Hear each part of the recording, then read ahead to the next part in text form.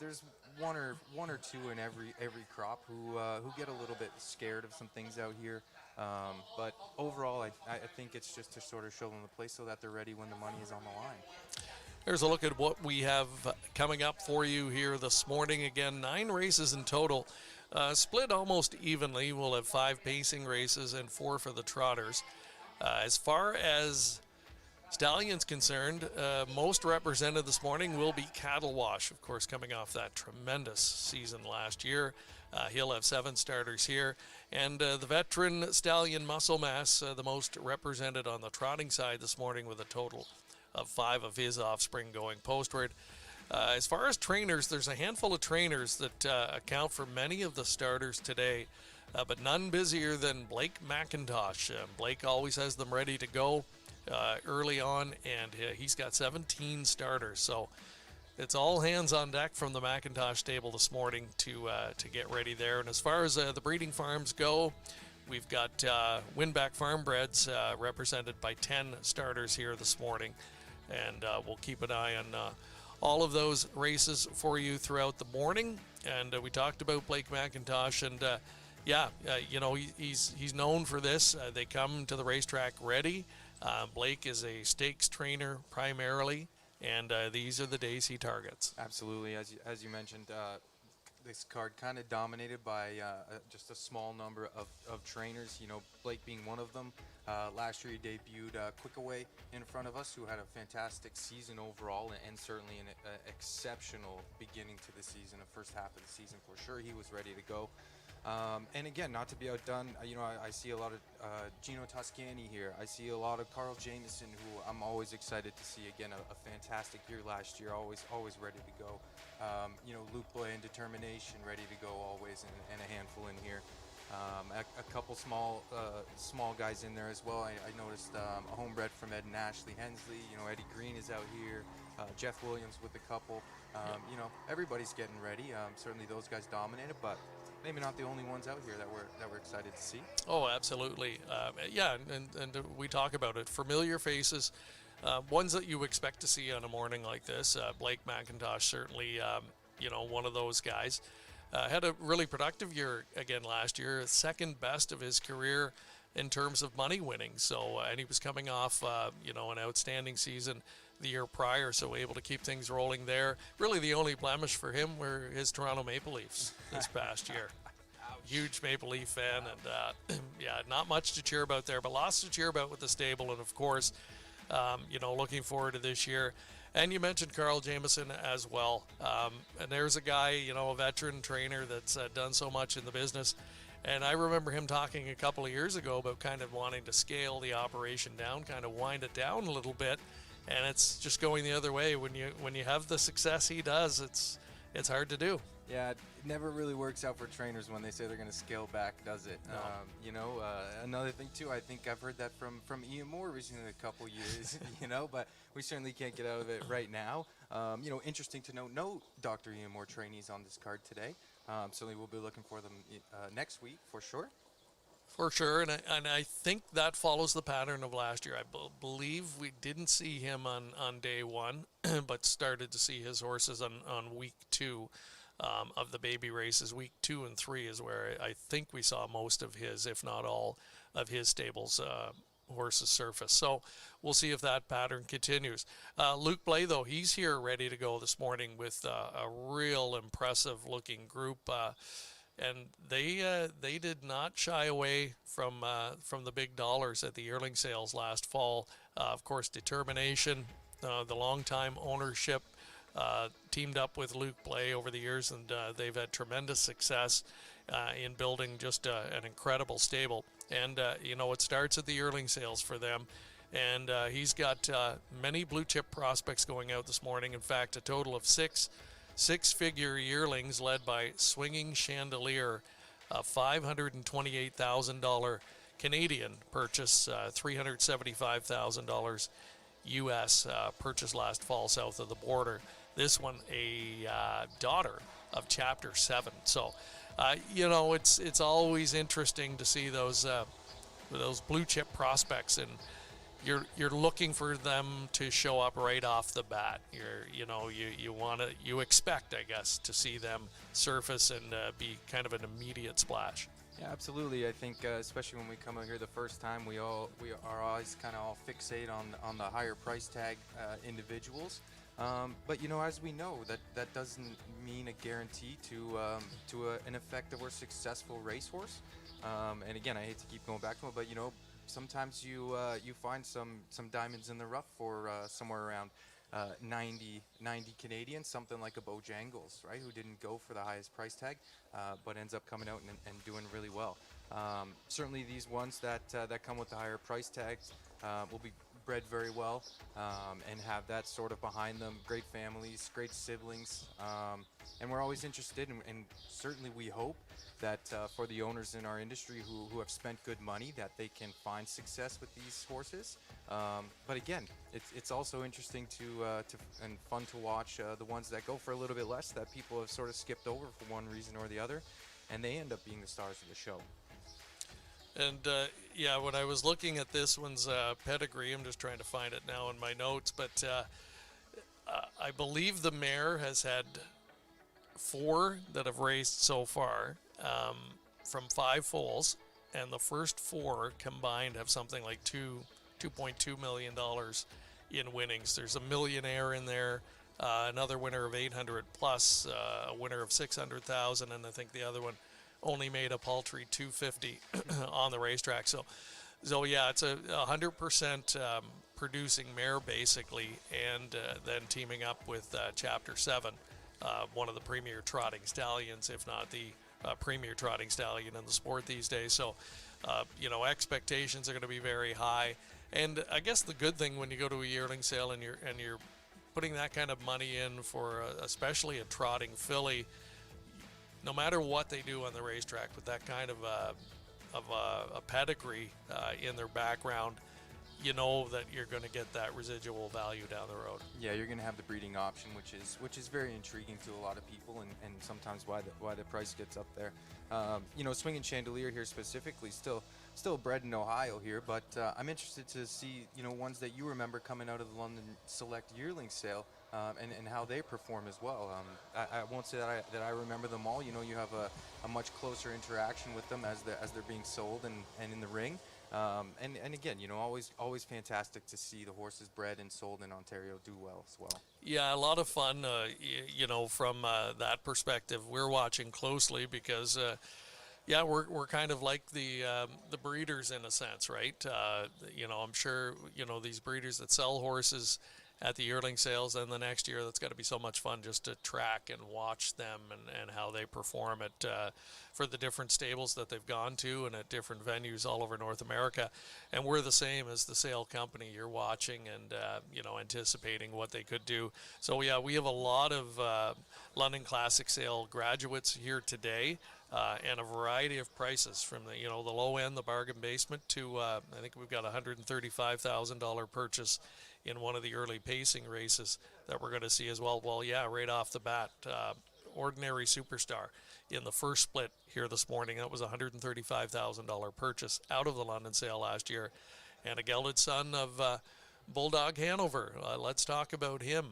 Made a good splash last year with his first crop. And that was from a kind of a test group of mares, if you will, or a smaller group of mares that he had bred. But the crop that's going to hit the racetrack this year, now this is going to be a whole different ball game for him. He got a very good chance in his second year of breeding, and so I think expectations are going to be tremendously high this year. We'll see if he can. If he can rival Cattle Wash, who we kind of know what he's done, and then and so many other good pacing stallions here in Ontario. Yeah, exactly. I remember telling that story last year too. The test year with Bulldog Hanover here. Very exciting to see what will come out of it this year. As you mentioned, the Cattle Washes, they made a lot of money last year, and I'll say that they did very well.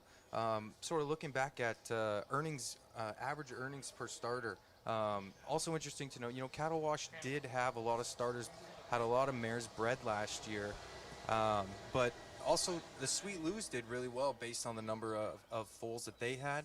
Again, there's a couple sires that we'll be looking for here. I do notice, not too many bulldogs on the card today. As we go forward, as we mentioned, it's only the first week, but as we go forwards, we'll certainly be looking for more of them to come out. As you mentioned, the price tag on them was certainly higher this year.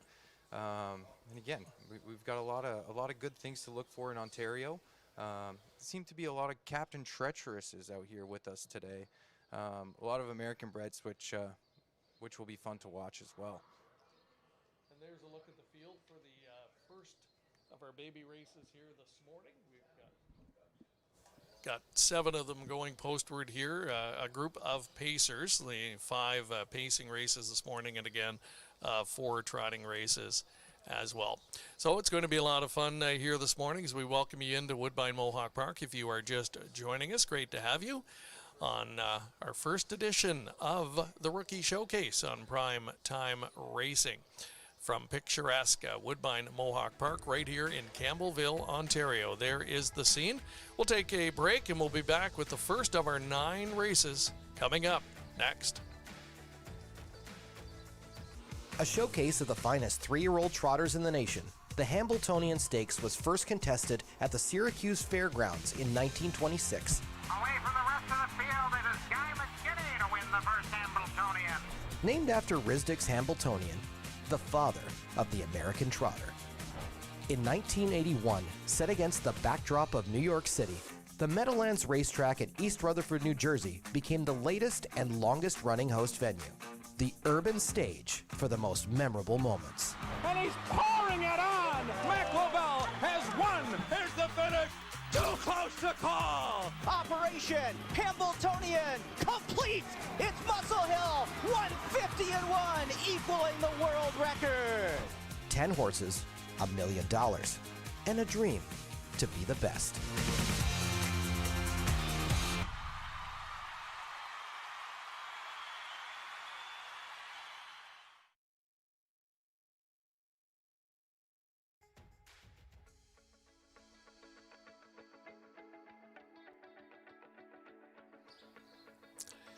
And welcome back to Rookie Showcase Day 1 from Woodbine Mohawk Park. Greg Blanchard, Jeff Hunt here with you trackside, and Mark McKelvey, as always, will be calling the action here today. Blessed with a picture-perfect morning, so really a nice way to kick off our showcase coverage here and get our first look at the next crop of young trotters and pacers, potential future superstars. We've talked about it off the top here today that this was the launching pad last year for horses like Bojangles.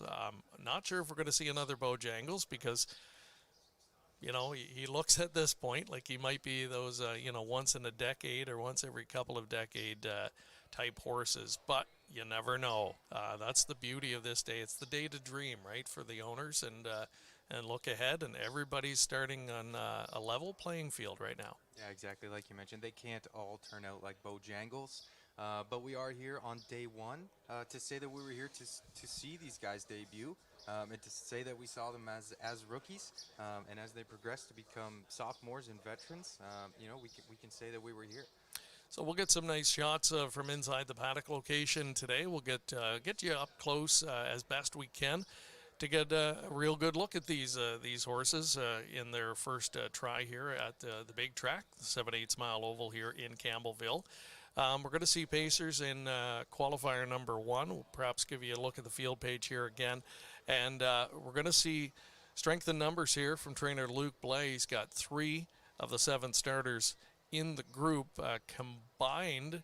Their yearling purchase price just shy of $750,000 US. He's got the 3 Hamilton Hanover, son of Captain Treacherous, LA Captain, the 4, also a son of Captain Treacherous, and Rocket Star, a chestnut son of Cattlewash in post 5. So the 3, 4, and 5 from the Blais stable. Blake McIntosh with the outside 2, Dagger 1, a son of Bulldog Hanover, Pop the Cork, the 7, son of American Ideal. Gino Toscani's going to have a big morning. He's got a Wicked Shot in here from post 2. And Len Lalonde, an Ordinary Superstar from post position number 1. And Power Racing Stable Incorporated, the owners of that one. And, a new ownership group that kind of emerged onto the scene last year. They were the the busiest buyers at our London Classic sale last year. And so good to see them have this son of Bulldog Hanover on track and ready to go. There's a look at him, and looks nice and relaxed in the paddock location. So Jeff, from a horse person's perspective again, what kind of body language are you looking to see right now? Yeah, nice and calm. Ears up would also be nice, but you certainly don't want your horses stressed out. You don't want them dancing around in the paddock and in the stall there, and especially when they're young. You keep them covered up as much as possible. But all these guys, they look like they've been here before. If I'm honest, they're all looking really well. Nobody's lathered up. Nobody's stressed out. Looks like all the grooms are ready to go. So far, so good. Exactly. I'm impressed with what I'm seeing here. And look at that guy. Chestnut, Dagger 1. And again, a son of Bulldog Hanover, first foal from a Sunshine Beach mare named Patina Sealster. Dagger 1, a $37,000 Harrisburg yearling purchase. And yeah, a couple. Looks like we've got a gray in the field here. That's that's Dagger 1. My apologies. So Rocket Star was the chestnut. That's right. The chestnut son of Cattle Wash. Dagger 1's the gray son of Bulldog Hanover. So yeah, we generally don't see much of that anymore in a race where you've got a chestnut, a gray, your bays. So yeah, it's going to be a lot of fun to watch these guys. Can't wait to see them hit the racetrack here. So it's going to be our first look coming up in a moment. Some incredible pedigree potential here.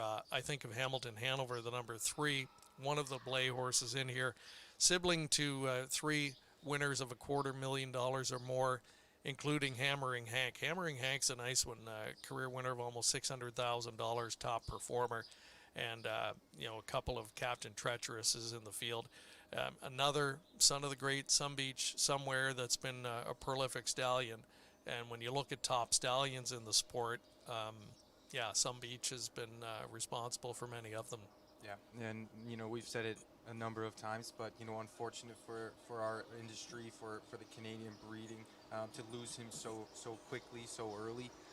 But certainly his presence is still felt.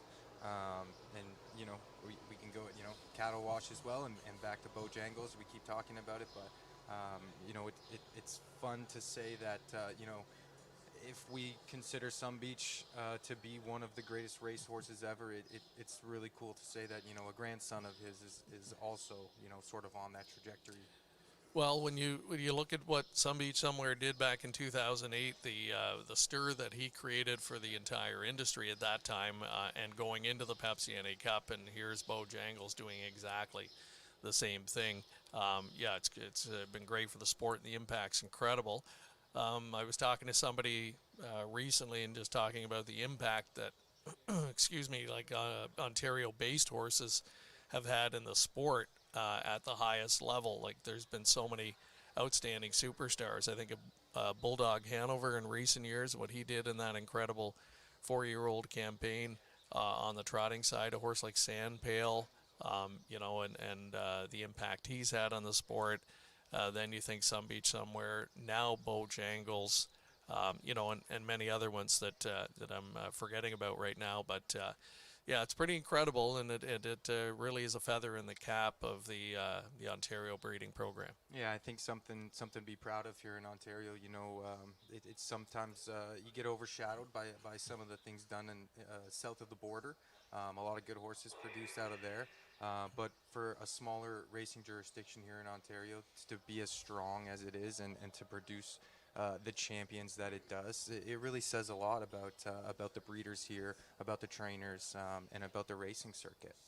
Yeah, and the breeders, we're going to see many of them represented here this morning in Ontario. The level of top commercial breeding operations is incredible when you look at it from top to bottom. So we'll be touching on that throughout the morning. We're going to bring in Mark McKelvey quickly for his thoughts on this morning's session. And Mark, you'll be excited to call the action and get your first look at this group again.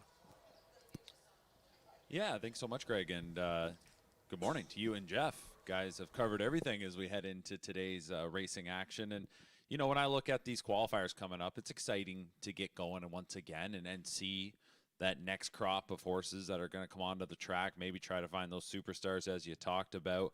On a day like today, you know, you don't think you set your expectations too high. You just see who's going to catch your eye. But you guys have talked about the different stallions and what we've got going here in Ontario. And, I mean, we're riding high right now when you got a horse like Bojangles going into his 3-year-old season, Bulldog Hanover set to take another step forward. On the trotting side, we talk about the King of the Norths and you know, so on and so on, the mainstays.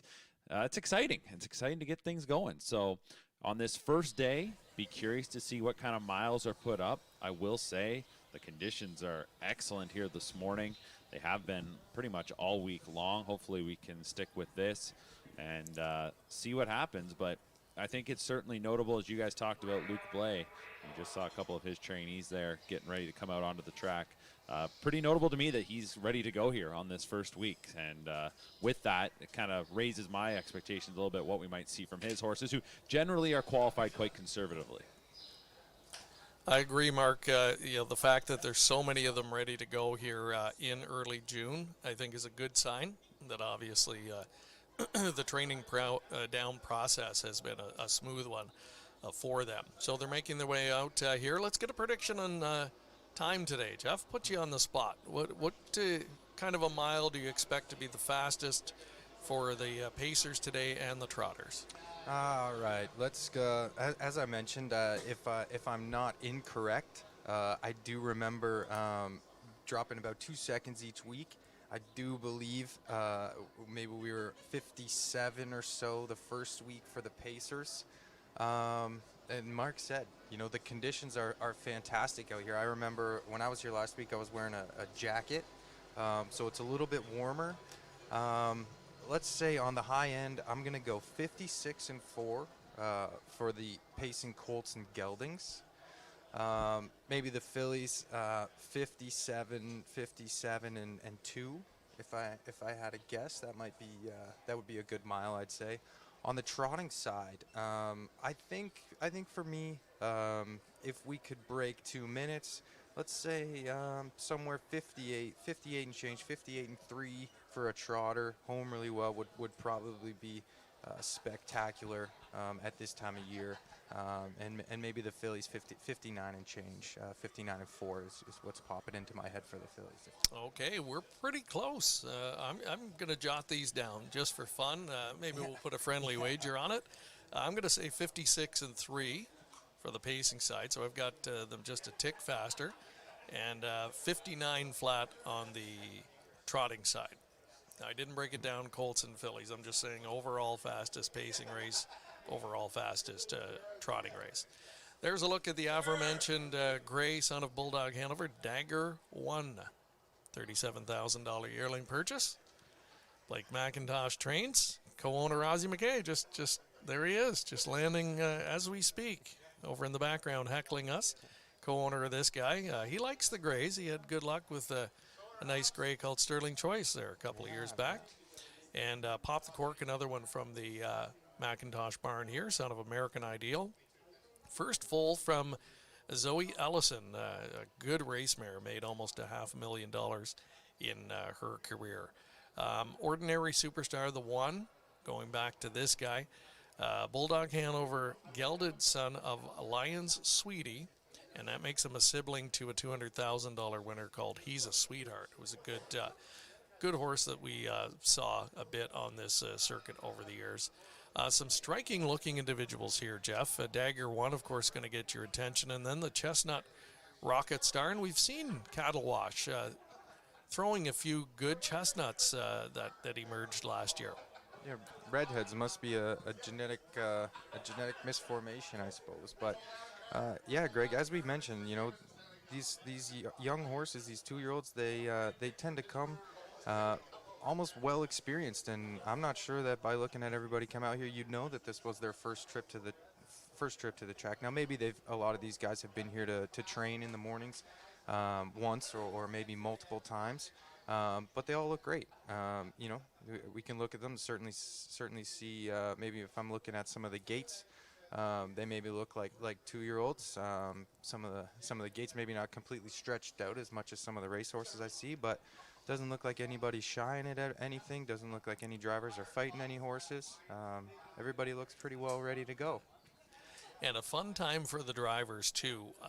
You know, the guys that are going to get listed on multiple horses over the next couple of weeks, and they've got to really pay attention, right? Because they're trying to ultimately pick horses that they want to commit to or semi-commit to early on in stakes action, and those decisions can be critical when you look further down the road. Yeah, absolutely, and you know, you want to do a good job so you can stay on the ones you're already listed on, right? Again, we don't know what any of these horses are going to be. We mentioned Bojangles not winning his first one last year, and then going on to become undefeated. So regardless of where these horses finish or how well they do today, they could still be very good money earners for these drivers. And as you mentioned, they'll want to stay on and watch the rest of the competition just in case a seat opens up somewhere. There's another look at Dagger 1. Again, this is a Bulldog Hanover first full from Patina Sealster. And yeah, kind of a mid-level priced horse, $37,000 out of Harrisburg. Bred by Princeton Farms and Glenn Bechtel. They bred this one, and a couple of the starters sent out by Blake McIntosh here, the other being Pop the Cork, so he's got the outside 2 post positions here. You know, post position not really a big factor here in these races, as they're all just trying to make sure they get around and get a good clean line here. And the Blay trifecta, if you want to call it that, in the middle of the gate here, Hamilton Hanover, LA Captain, a first foal out of a So Delightful, and Rocket Star, the Chestnut Son of Cattle Wash, first foal out of the American Ideal mare Ideal Star. So a good-looking field of 7 assembling here. First look at 2-year-old Pacers in action, day 1 of the Rookie Showcase. Back up to Mark McKelvey with the call. Well, thank you very much, Greg. And here we go with our first qualifier. 2-year-old Pacing Colt set to kick things off. Number 1 is a 2-year-old gelded son of Bulldog Hanover, Ordinary Superstar. It's Jody Jameson for Len Lalonde, $135,000 London Classic buy. Number 2, Wicked Shot, McWicked Colt, the driver, trainer, Gino Toscani. This was an $8,000 U.S. buy of the Lexington sale. Next up is the 3, Hamilton Hanover, Determination, Captain Treacherous, 2-year-old colt. It is Luke Blay training, Tyler Jones driving, $250,000 U.S. out of Harrisburg. L.A. Captain is the 4, another Captain Treacherous colt, James McDonald for Luke Blay, a $200,000 U.S. buy out of Harrisburg. Then we move on to Rocket Star, a $250,000 Harrisburg purchase. Luke Blay trains. Bob McClure drives this, son of Cattle Wash. Dagger 1 is a Bulldog Hanover colt. Blake McIntosh trains. Doug McNair in the bike. $37,000 U.S. out of Harrisburg. And on the outside is a $42,000 Lexington Select grad. Pop the Cork, American Ideal colt. Tyler Borth for Blake McIntosh. Our first baby race of the season. Here they come. And they're off and pacing.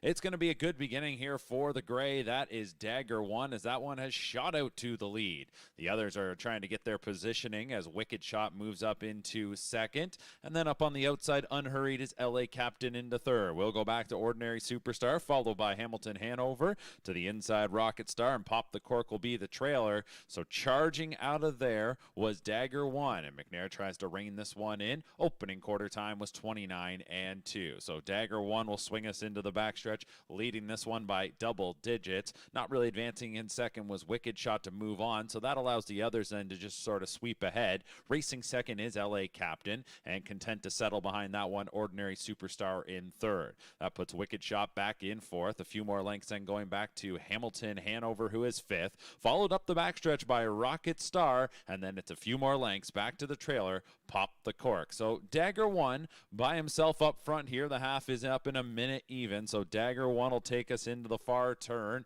and that one, as you can see, a baby here, green into that bend, went wide. McNair gets it back down to the pylons and trying to straighten things out.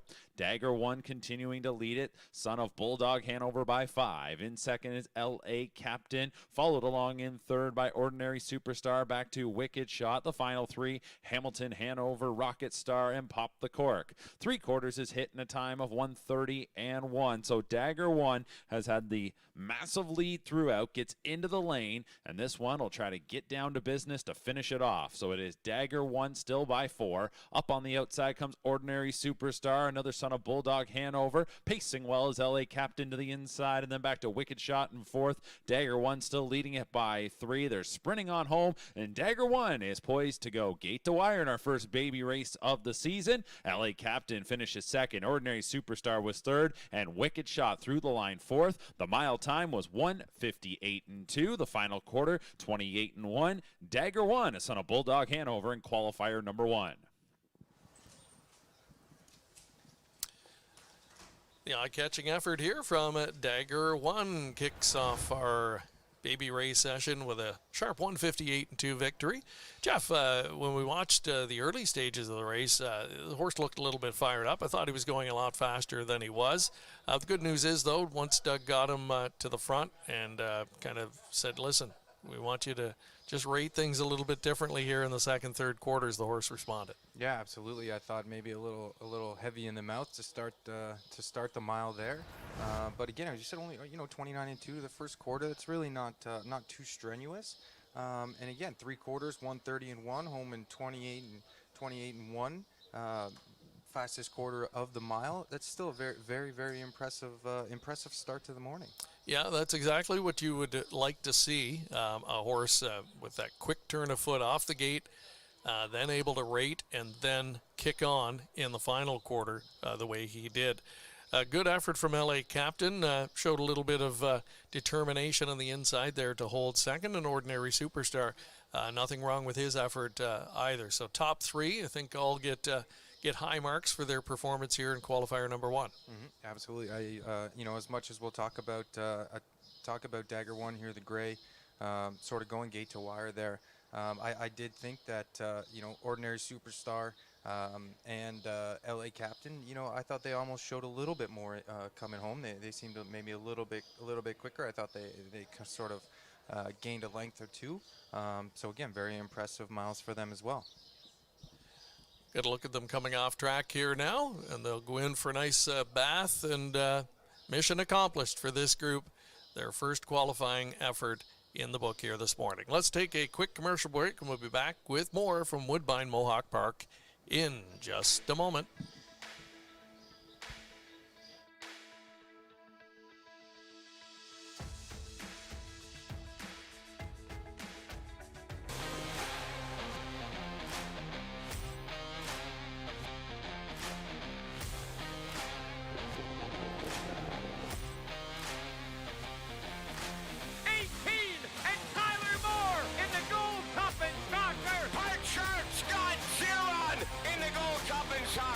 Join us this August on Prince Edward Island for the Gold Cup and Saucer, presented by Atlantic Lottery. Visit redshores.ca for more details. The annual Lexington Selected Yearling Sale is the centerpiece of the Lexington experience. Located at the beautiful Face Exhibit and Sales Complex, our annual sale continues to produce multiple world champions and divisional winners year after year, including multiple recent Hambletonian Oaks, and Breeders' Crown winners. The sale coincides with Grand Circuit Racing at the Red Mile, all on the world stage. Make your plans to join us this fall and create your own Lexington experience. Monday, October 5th through Friday, October 9th.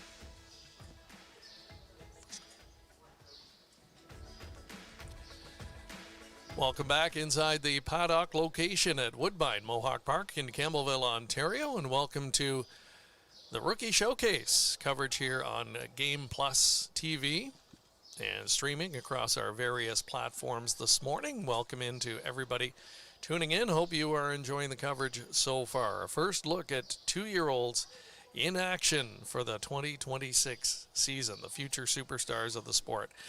Switching gears, we are on the trot this time around, and we're going to get our first look at the highly anticipated first crop of trotting stallion King of the North. And when we last saw King of the North on the racetrack, it was here at Woodbine Mohawk Park, and he capped off his 3-year-old season in brilliant fashion. Dominant winner in the Breeders' Crown Final.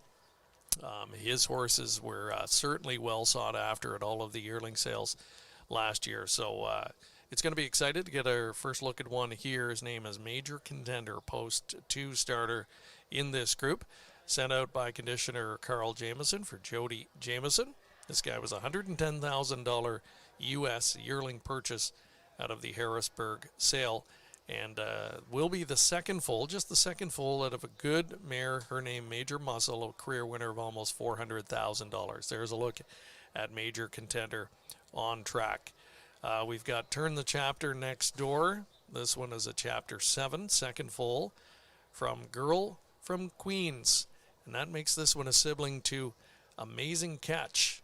Made $1.2 million on the racetrack, but that's not really where the horse made the splash. He made the splash in the mixed sale a year later, when he sold for, I think it was $1.8 million. Hasn't quite recouped that investment, but yeah, Turn the Chapter is going to try and follow in the footsteps of that older sibling. And a great name, Girl from Queens, too. Dynamica, the number 6, another highly regarded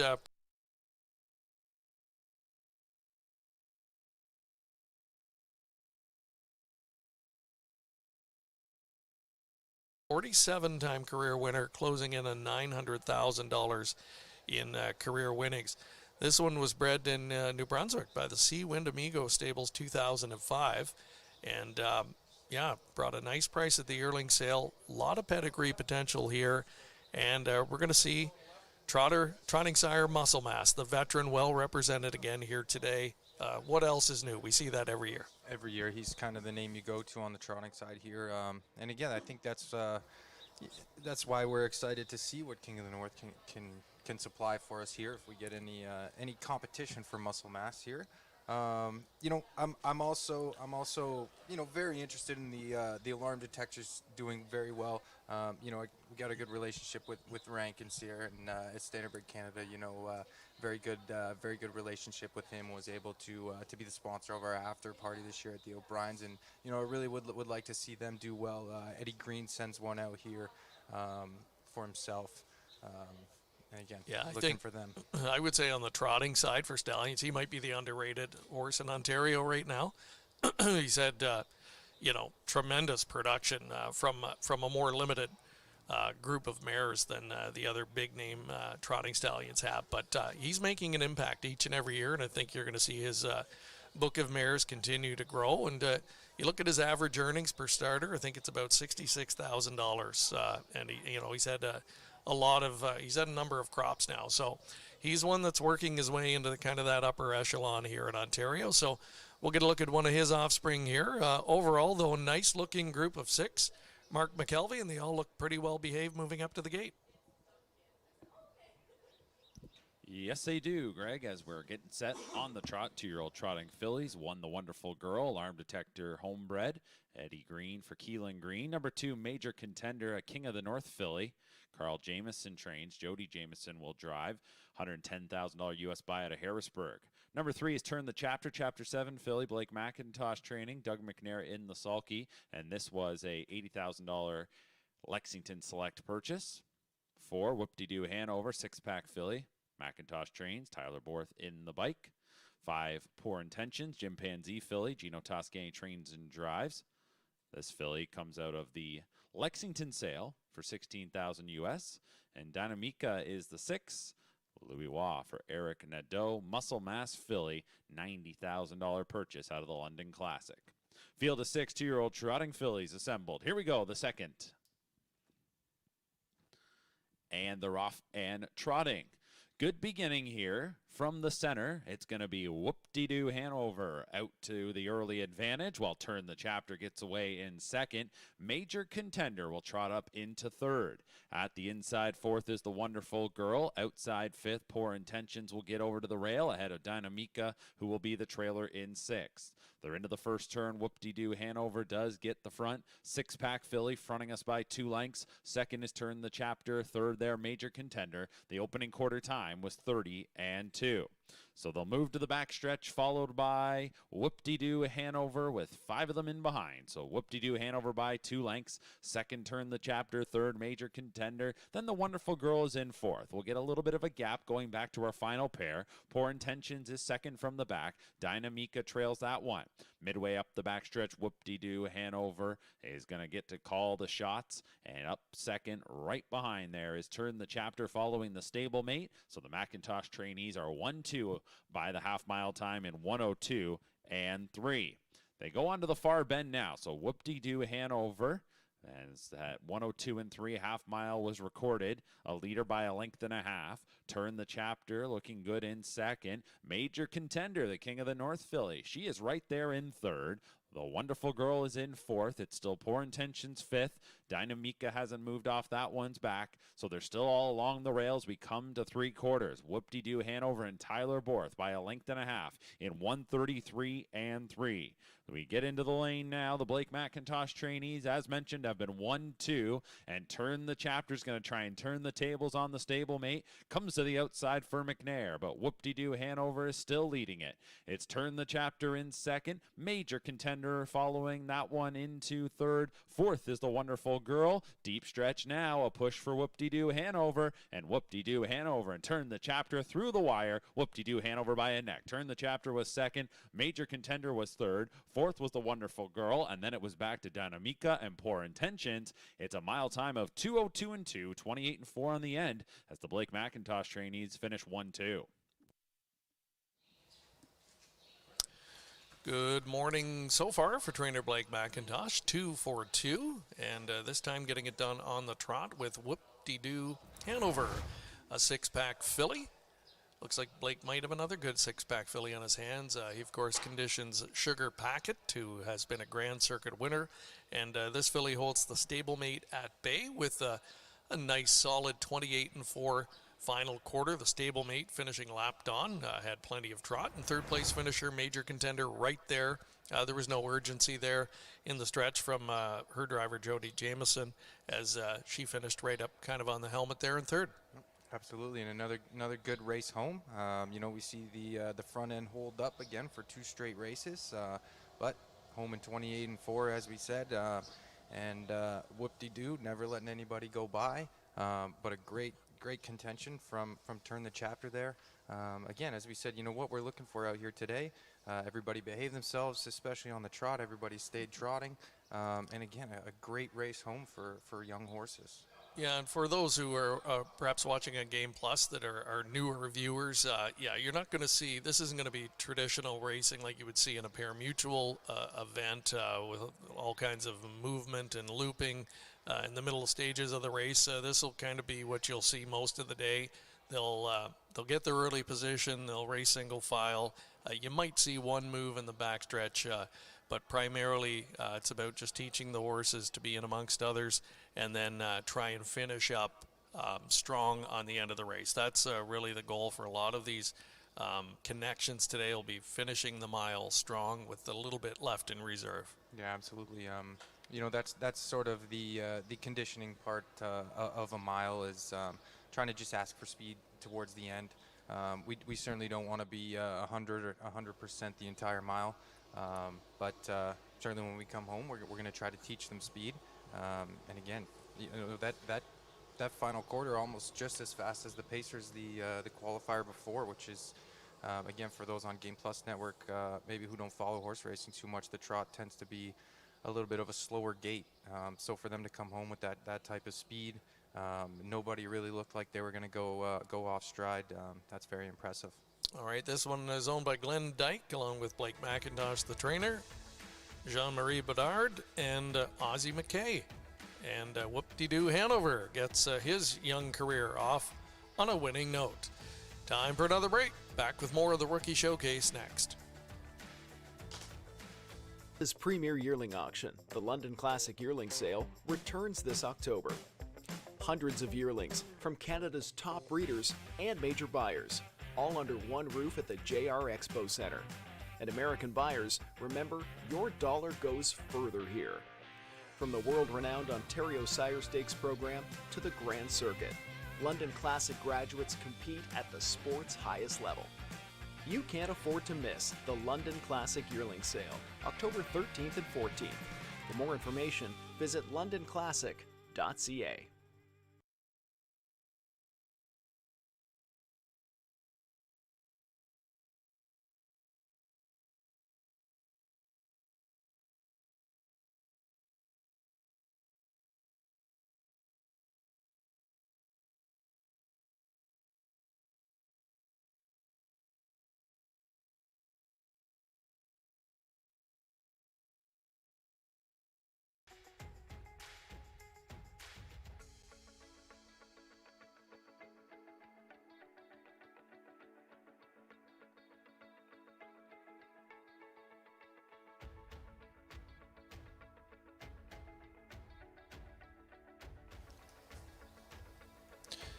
Trainer Blake McIntosh, we talked about him being quite busy today, 17 starters, and he's captured the first two.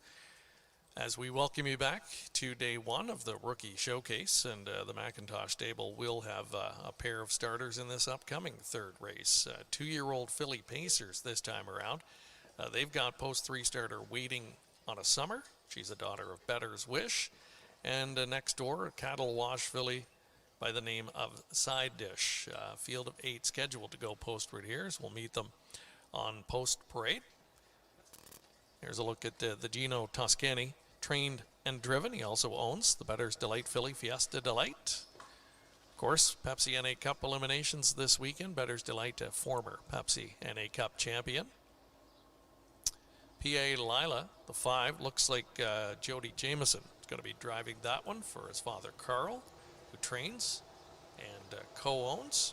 This is a cattle wash filly, and out of a Sun Beach Somewhere mare, and a sibling to a $250,000 winner by the name of Aussie Hanover. This one a $65,000 Harrisburg sale yearling purchase.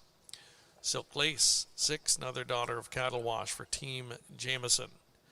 This one a sibling to a $250,000 winner called Sex Appeal.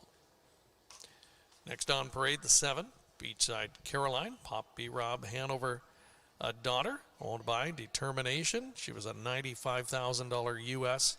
Lexington purchase from last year, and from a $400,000 winning mare named Shady Caroline, who had a fast race record of 150 and 2. And the 8, you talk about pedigree on this one. Rockin' Jade Deo, $240,000 Lexington sale, purchase from last year. She's a daughter of Captain Treacherous from the $2.2 million winning mare Rocklamation, and she has followed what she did on the racetrack. Her production record is impressive. She's produced a couple of millionaires already, including Rocknificent and Rocket Deo. So Rockin' Jade Deo, blue chip prospect here in qualifier number 3. As we thought off the top, overall speed, won't be too many miles today that are going to absolutely turn heads. It's just going to be watching, how they do it. Watch for the body language of the horses as they finish up the races. And so far in the first couple of races, there's been some impressive efforts. Absolutely. I think I might have gotten a little bit ahead of myself with my predictions on the times. We're not quite there yet. The day is young. You never know. As the morning progresses, for sure. But again, everybody so far through the first 2 has done their job very professionally, considering their age, and it's shaping up to be a very good morning, and an even better second week as well when we come back. Yeah, next week's where you're going to see that step up in time, right? You'll see probably most most horses, especially ones that are coming back for a second week, will drop a couple of seconds. That would be the game plan anyway, right? If all things continue on track for these horses, they've kind of got it mapped out, right? Like today's just another step along the path of ultimately hoping to race in stakes events. Exactly, and I think a big thing for the trainers and the caretakers here are going to be seeing how these young horses come out of these qualifiers and making sure that they'll probably get a day or two off here, but making sure when they get back to work in a couple days that they're not showing any signs of soreness or anything, making sure they're still happy to be out there to do their job. Again, just a big learning experience here. And everybody from the horses to the trainers, the caretakers, the drivers themselves, everybody seems to be doing well so far. So we saw the 7 Beachside Caroline and 8 Rockin' Jade Jo. They're going to leave beside each other on the gate, and likely would train together in the morning, right?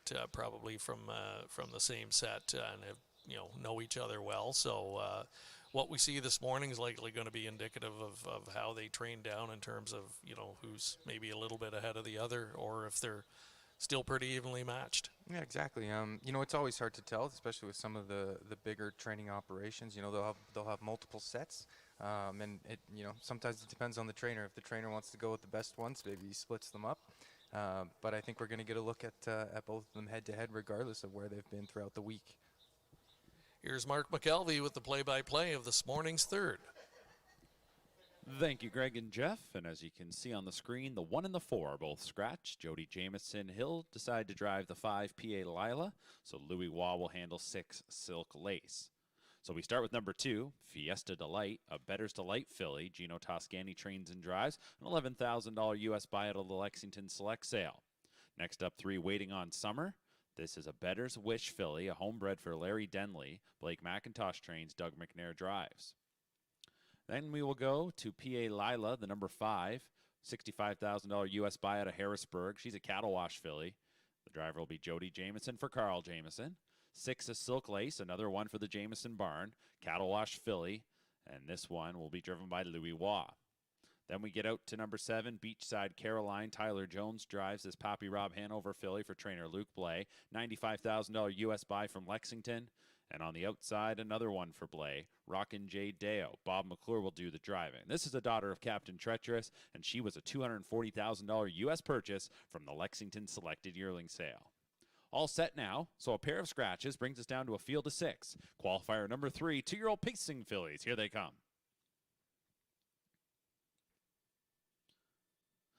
And they're off and pacing. Fiesta Delight is shooting away well at the inside. There's PA Lila, and she looks comfortable as she strides out to the lead.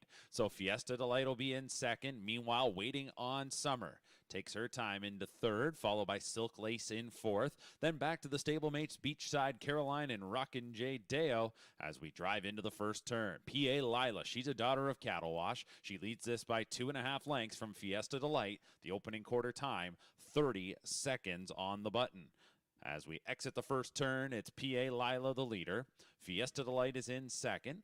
Then racing third is Waiting on Summer. Daughters of Better's Wish is 2 lengths ahead of Silk Lace, a cattle wash filly. Back to the Poppy Rob Hanover.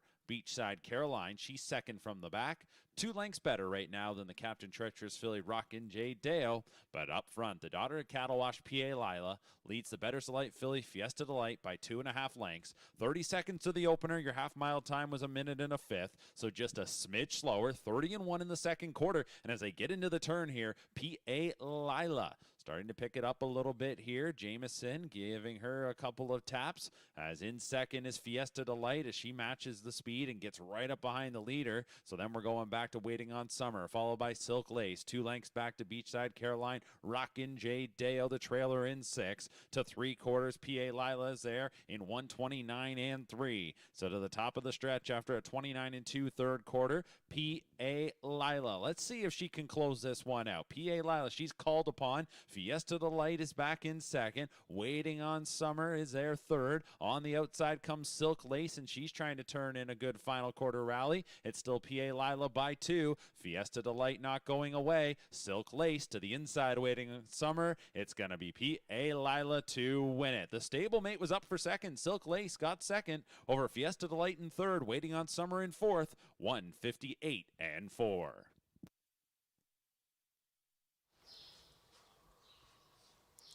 This time it's a 1-2 finish for the Carl Jameson stable with P.A. Lila and Silk Lace, both daughters of Cattle Wash, finishing 1-2, using different tactics, though, for that 1-2 finish. Yeah, I said at the beginning, always interested to see what Carl's going to campaign out here.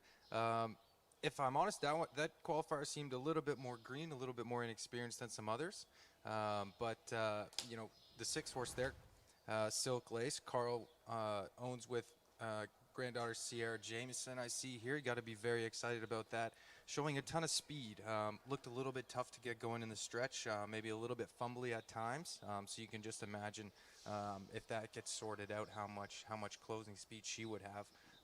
But certainly, whether you're the PA Lila on the front, did a great job. But you got to be happy with both charges out of his barn after that.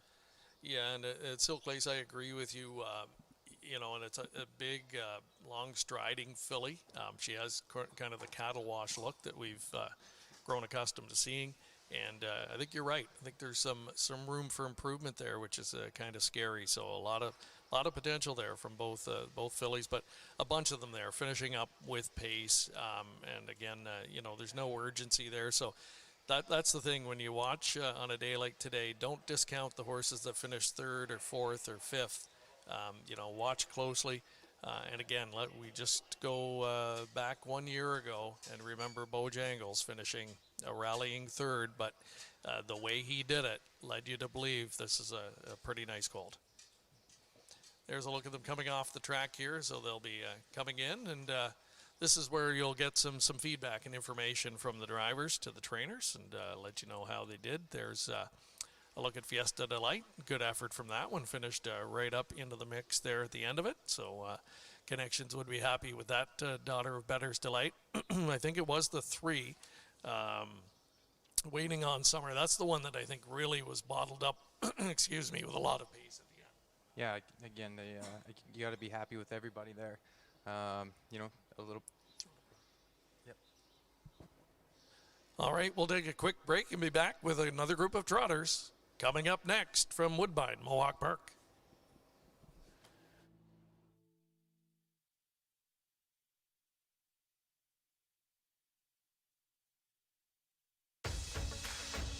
Farm of Canada's home to 9 outstanding stallions, including Metro-based champion Captain's Quarters, who's new in 2026. Beach Glass, winner of the Meadowlands Pace and the last great son of Some Beach Somewhere, his first yearling crop sells in 2026. Lawless Shadow, an O'Brien Award winner and Meadowlands Pace champion, whose first crop sells in 2026. The Great McWicked, the richest pacing stallion in harness racing history, and 2-time O'Brien Award winner Tattoo Artist, a winner on every size track with many stakes and track records. Also standing Better Than Cheddar, Betting Line, My MVP, and Trixton. For more information, it's winbackfarm.com.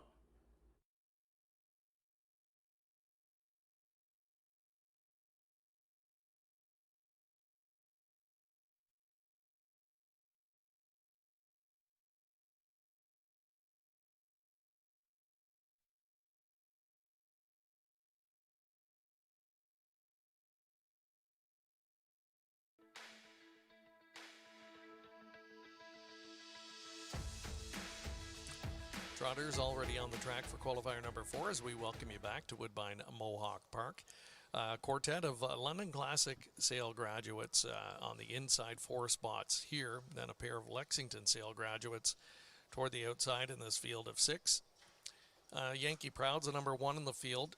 We're going to get a look here at a My MVP colt bred by Winback Farm, sibling to 4 winners of 100,000 or more, including last year's Peaceful Way champion, Sugar Packet, who's in the midst of another strong start to the season, campaigning now in New Jersey Sire Stakes action. Next door, this one at Princeton Farms, and Bill Rollison bred son of Forbidden Trade, one of a couple we're going to see from that former Hambletonian winner this morning. And the name here is Wolf of Wall Street. Love the name. Great name and great movie too. Fantastic movie. Northern Turbo's the 3. This one bred by Northfields Farm, incorporated from here in Meaford, Ontario. A muscle mass gelding, $45,000 purchase in London last year, sibling to a pair of $100,000 winners. Aaronwood Cosmo the 4. Now this is an alarm detector gelding, and a sibling to a good one in Warrawee Exalt, who's closing in now in $350,000 career and a fast race record of 53-1. So this guy might have been a bargain basement purchase last year, $25,000 at the London sale. Then we've got a son of Walner and a son of King of the North toward the outside of the gate. Nice mix here for qualifier 4. Yeah, very intriguing mix. And as you mentioned, I remember Mark saying it last year, but the good ones all have good names. So we'll be certainly looking for Wolf of Wall Street here to not be going anywhere. Again, a big fan of the alarm detectors. You said could be a bargain here, 25,000. And we mentioned it, average earnings. Their average earnings per starter over 25,000. I believe, if I'm not wrong, towards the 40,000 mark for alarm detector. Always rooting for them. And again, first crop King of the North. Very excited to see what they do, and hoping they find some success here, as we were really excited to bring him to Ontario. Yeah, Earl Hill of Oshwegan owns King for a Day, the number 6. Keelan Green, the trainer, Eddie Green will be driving. $32,000 purchase out of Lexington. He's a King of the North. A sibling to a couple that have already banked over $250,000. A lot of potential there. And Walker, the number 5 for Gino Toscani, who trains and drives and owns this one. New Jersey bred. This is a son of Walner, a sibling to Emma's Mystery CZL, excuse me, a winner of $334,000. A contender going into the Hambletonian Oaks this year. On paper, one of the top 3-year-old filly trotters. And son of a Mystery as another sibling of this one, a career speed badge of 150-2. This is a high-end trotter. So a lot of pedigree here on Walker, and just a $22,000 U.S. yearling purchase. So could they have found a potential diamond in the rough with that one? On paper, it would appear so, and good to see that this one is ready to go the first day of qualifying. Yeah, we'll see what they can show us. The Walners, very expensive foals they tend to be. A very good breeding, as you mentioned. Looks like it could be a bargain here. Will be interesting to see, again, how he goes about his business, how he closes up here, if he can stay trotting and stay at his gate. It's fun to see a couple from Forbidden Trade here that he was going to stay on Stallion. I think had some fertility issues, unfortunately, that really limited the number of horses that we're going to see from him on the racetrack. But we've got a couple here today, and I'm really anxious to watch number 2, Wolf of Wall Street, in here, sired by that former Hambletonian winner, who was trained, of course, by Luke Blay and driven by Bob McClure to victory that year when he won harness racing's greatest prize. The trotters getting set to assemble here, qualifier number 4. And it looks like all 6 are on gate. Mark McKelvey has your call next. Yes, no changes here for this 4th qualifier. The field of 6 2-year-old trotters assemble. We kick things off with one Yankee Proud. Doug McNair will steer for Blake McIntosh, a My MVP colt, who was a $21,000 graduate from the London Classic. Next up, 2 Wolf of Wall Street. Forbidden Trade colt. Blake McIntosh trains. Tyler Borth will handle a $20,000 purchase out of the London Classic. Next up, 3 Northern Turbo, another London Classic graduate, $45,000 yearling buy. Jeff Williams trains. Jody Jameson will drive. This is a gelded son of Muscle Mass. Next up, number 4, Aaronwood Cosmo, gelded son of Alarm Detector, also of the London Classic for $25,000. Once again, trained by Williams. Scott Young will handle. Next up, Walker CCL. This is the number 5. Gino Toscani trains and drives. A Walner colt, who was purchased at the Lexington Selected Yearling Sale for $22,000 US. And then on the outside, we go to King for a Day. This is a colt by King of the North, Keelan Green trains, Eddie Green drives, $32,000 US buy out of the Lexington Selected Yearling Sale. So a field of 6 assembled here, qualifier number 4. We go back over to the trot. Starting gate to the top of the stretch as we're set to go. Here they come.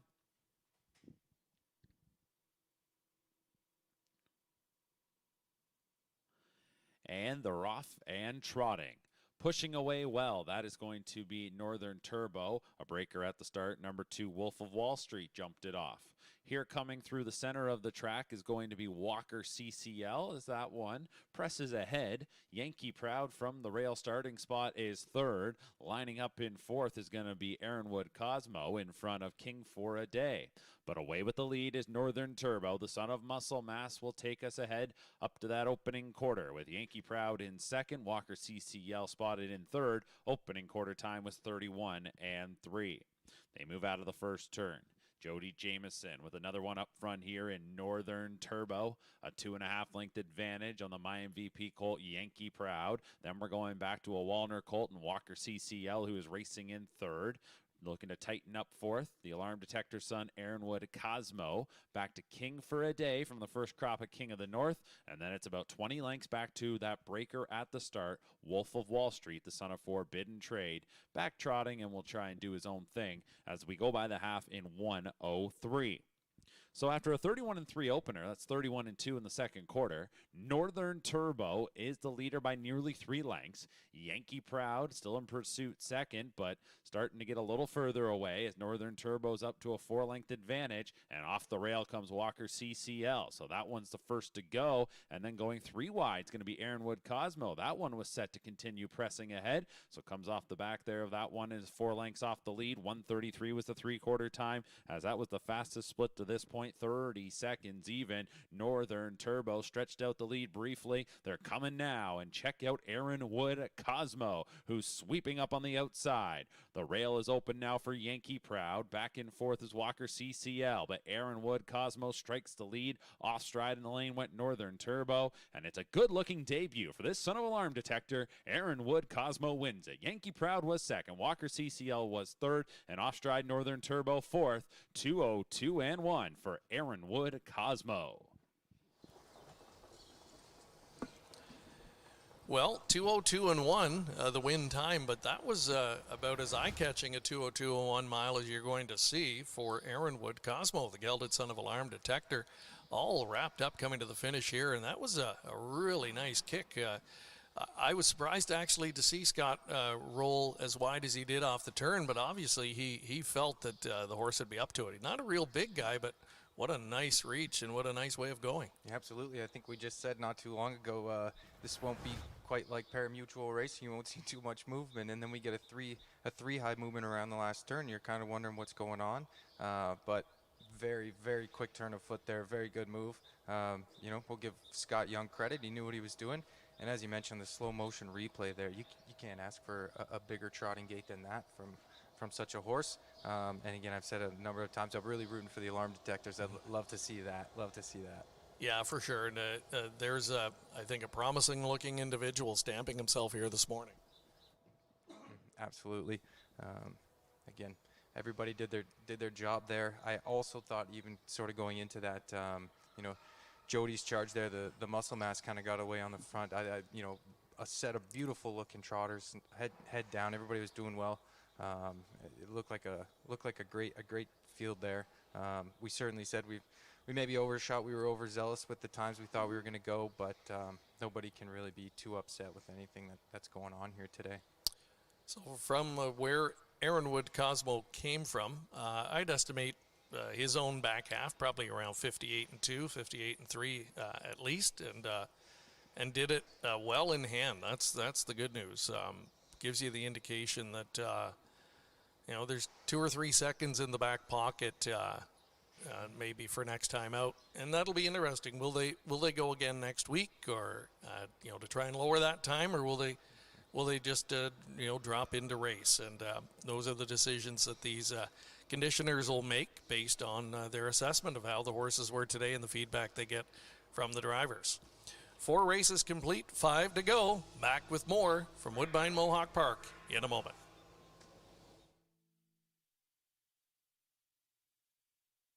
The award-winning Terra Hill Stud is home to the All-Stars, including Cattle Watch, sire of the undefeated U.S. and Canadian Horse of the Year, Bo Jangles. Green Manalishi, the leading OSS stallion of 2- and 3-year-olds in 2025. Terra Hills is also home to Dan Patch Award winner King of the North, who is set to unleash his first crop in 2026. And of course, the perennial leading sire, Muscle Mass, whose sons and daughters have now earned over $90 million. This stacked roster is only getting deeper as Terra Hills welcomes for 2026 the Iron Horse of Buckabent Hanover and the champion son of Chapter 7, Killmister. This is Terra Hills Stud, home of the All-Stars. For more, visit terrahills.com.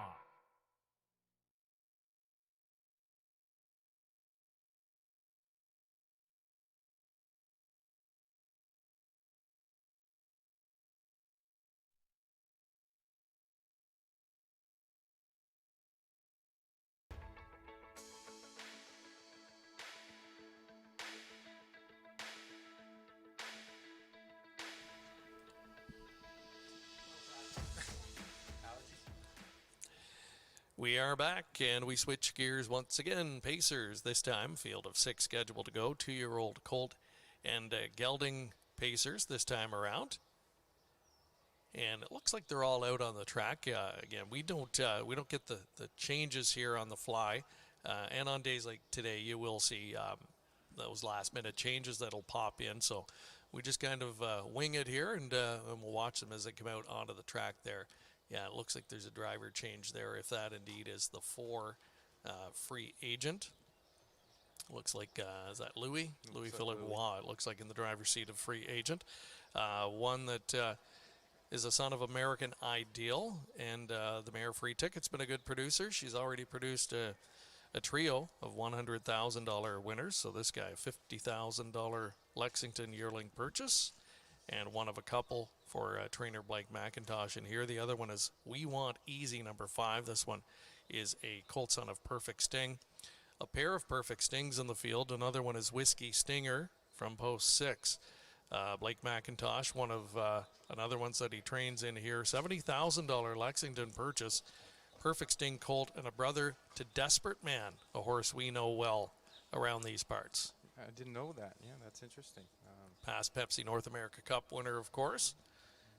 $2.3 million career winner. So Whiskey Stinger will have some big shoes to fill if he's going to live up to the older stablemate, but makes a good appearance on track. Yeah, you know, something maybe I haven't sort of spoken to here, but ears up, you know, and some of these young horses coming out here with ears back, as maybe we'll see here with All Saints Day. But you know, I really do like to see horses come out with their ears up. And Whiskey Stinger looks like he's excited to be here. He does. Yeah, I just like the look of him on track here. Perfect Sting, stallion that's been standing in New Jersey, and one of the premier pacing stallions in their program for sure. The Whiskey Stinger, I'm certain will have expectations to be competing in that program. We'll see what he can show us here today. Closer to the inside, another one that's intriguing to look at is Aces Wired, your post 3 starter here. Better's Delight Colt for Team Jameson, $50,000 Lexington purchase. And this one is a sibling to Odds On Pick 6, career winner of almost $400,000, a fast race record of 150. And also Angel Hill, who's got a sporty career best mark of 148.3, taking over a 5/8 mile oval. So Aces Wired has plenty of speed in his family, and again by the former NA Cup winner Better's Delight, and bittersweet in a sense, right? We're, you know, as the years go by, and we're getting our last look at Better's Delight offspring. Yeah. You know, maybe the preeminent pacing stallion of the last 15, 20 years. Yeah, we said that for a long time. Always bittersweet, as you mentioned. And again, you know, we are unfortunately not going to be able to see that with the beach to be able to breed and provide for us for, you know, for that 20 years like Better's Delight has. But, you know, that leaves the door open for someone else to step in and become the premier stallion. There's the 3 Aces Wired. You know, and I see Jet Jameson gets his name on the ownership here with Jody. Always exciting to see the kids get involved, and you wish them luck. You hope that they can get a few pictures taken. Yeah, terrific to see. It's a total family involvement now for the Jamesons, right? Jody and Carl. Carl came here from Nova Scotia and kind of built everything he had, and has earned a tremendous reputation and an incredible career. Jody, of course, one of the best drivers in Canadian harness racing history, and now the children are getting involved as well. So that legacy is going to be carried on for many years to come. Fantastic to see, and we look forward to seeing what Aces Wired and these other 5 rookies can do here in qualifier number 5. Back up to Mark McKelvey. So they are in motion for this 5th qualifier. 2-year-old pacing Colts and Geldings. Number 1, All Saints Day. James McDonald for trainer Jeff Taylor. A Better's Delight Colt. Purchased at the London Classic for $25,000. 2 is Global Choice. This is a Courtly Choice Colt, trained by Gino Toscani. He'll also drive. $18,000 U.S. buyout of Lexington. Aces Wired is the 3, $50,000 U.S. purchase from the Lexington Select Sale. Carl Jamieson trains, Jody Jamieson drives. It's a Better's Delight Colt. Next up, an American Ideal Colt free agent for Blake McIntosh. Make the driver Louis Waugh. This was a Lexington Select grad at $50,000 U.S. We Want Easy is number 5. Perfect Sting Colt. McIntosh trains. Tyler Borth will steer. $20,000 U.S. purchase out of Harrisburg. And moving on then to our last horse, that being the outside starter, Whiskey Stinger.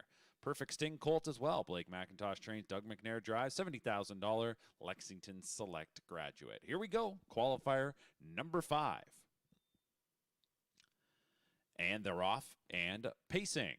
And we got a little bit of speed being flashed here by Aces Wired. That one is looking to get the early lead. Global Choice to its left, and looks like Jamieson will yield. He'll let Global Choice grab control as Toscani continues to press on, and that allows Aces Wired to settle in there second, but wide into the turn, trying to go around the shadows, it looked like, was Global Choice. So Aces Wired is in second. Then we're going back to Free Agent, and then the next one, and looks like some fumbly steps there for All Saints Day. Might have been the shadows as well. Back to We Want Easy, and the last one is Whiskey Stinger. All right, 30 seconds was the opening quarter. Let's settle everything now as we move into the backstretch. Global Choice leads it by 2. Aces Wired in second. Third is Free Agent. Then it's a bit of a gap going back to All Saints Day, who is in 4th. 2 lengths in front of We Want Easy 5th, and Whiskey Stinger another 2.5 behind that rival as we approach the half. Global Choice, a Courtly Choice Colt leading it here. Length and a half up top, minute even was the half-mile time. Once again, that's 30 seconds. And now out of the deuce, and here's the loop by Aces Wired. Second to first as we drive into the first turn. Also advancing will be Free Agent. So all of a sudden, Global Choice is back to 3rd. We got We Want Easy, who is now up into 4th, from Whiskey Stinger, who's advanced up into 5th. Dropping back is All Saints Day. Another lead change here. So Free Agent followed the move by Aces Wired and just kept on marching and takes the lead at 3/4 in 1:28.2. So they did some stepping on the far turn, and we're into the lane, and it's a Son of American Ideal. Free Agent up top by a pair. Aces Wired in second. Global Choice battling on in 3rd. We Want Easy is 4th, and Whiskey Stinger back in 5th. Free Agent leading it. Still getting a bit closer once again is Aces Wired, but sits in behind, and looking good to the line will be Free Agent. Free Agent wins it by 2. Aces Wired was second. Battle was on for 3rd. Looked like it was Global Choice over We Want Easy. Mile time here, 1:56.1. 27.4 on the end of it. Free Agent, the Son of American Ideal. Free Agent with by far the fastest trip of the morning session so far. 1:56.1 and 27.4 on the end. 56.1 back half speed. And impressive as it wasn't absolutely flawless. The horse looked like he just put in a few steps in the home stretch. I don't think it's anything to get too concerned about, but obviously, this horse has a lot of ability to be able to overcome that and still turn in that kind of a winning mile. Correct. Maybe we didn't get ahead of ourselves. There's the skip right there. And again, learning experience as everybody comes out here. Louis going to feel him out. He'll learn to go his speed. Another a 3rd quarter move as well, very impressive to scoop 2 horses there. Jody's charge as well, very good. Looked like Jody had a plan. He was looking to follow as much as possible. And again, back half 56. You know, even for a free agent here, maybe a little bit quicker. And again, everybody does their job. You know, interesting to note. Again, we saw a lot of professionals, young professionals, in the first couple. And as Mark mentioned, maybe the shadows get into a couple there. And again, that's why we come out here. You know, so everybody gets to see what's going on. Always, you know, something to note for those who don't follow racing too much. But yeah, the shadows play a lot more of an issue in the morning here when we're qualifying at Mohawk than they do at night when the sun's down and the lights are on. Yep. Windback Farm of Chesapeake City, Maryland. They bred the horse, and they actually retain ownership, which is interesting on this one. And son of American Ideal. Boy, what a great stallion he has turned out to be. And free agent looks like another good one. It's got stakes potential written all over him here based on that effort this morning. 56-1, third winner of the morning session for trainer Blake McIntosh. And we're getting ready to take another break as we get a look at them coming off the track here for qualifier number 5. There's a look at the runner-up, Aces Wired, who also looked good, finished right up on the helmet there. And it's been a good day for McIntosh, the winner. Good day for runner-up here, Carl Jamieson, as well as they unveil several of their young starters here this morning. So we've got 5 of the books. We're down to 4. Back with more of the Rookie Showcase in a moment.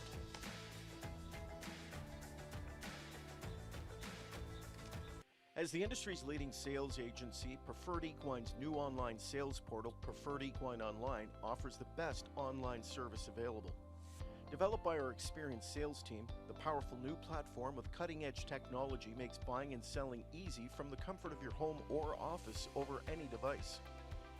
Our experienced sales team offers full customer service for buyers and sellers as it relates to the collection, distribution, and transfer of the horses offered.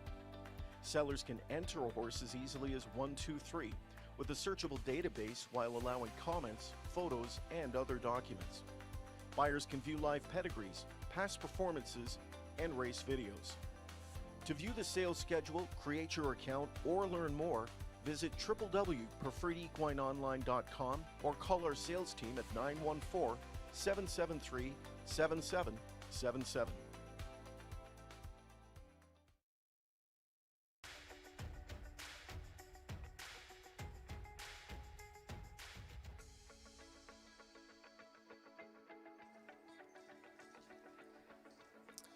Four baby races left to go here on this beautiful Thursday morning in Campbellville, Ontario. Welcoming you to coverage of the Rookie Showcase on Game Plus TV and our various social media platforms. Trotters here for qualifier number 6. And we mentioned earlier Luke Blais has several blue chip prospects that he is showcasing here this morning, including the highest priced yearling purchase of his group today. And the name is Swingin' Chandelier. We'll have both 6 here. This is a daughter of Chapter 7, the mare Swinging Royalty.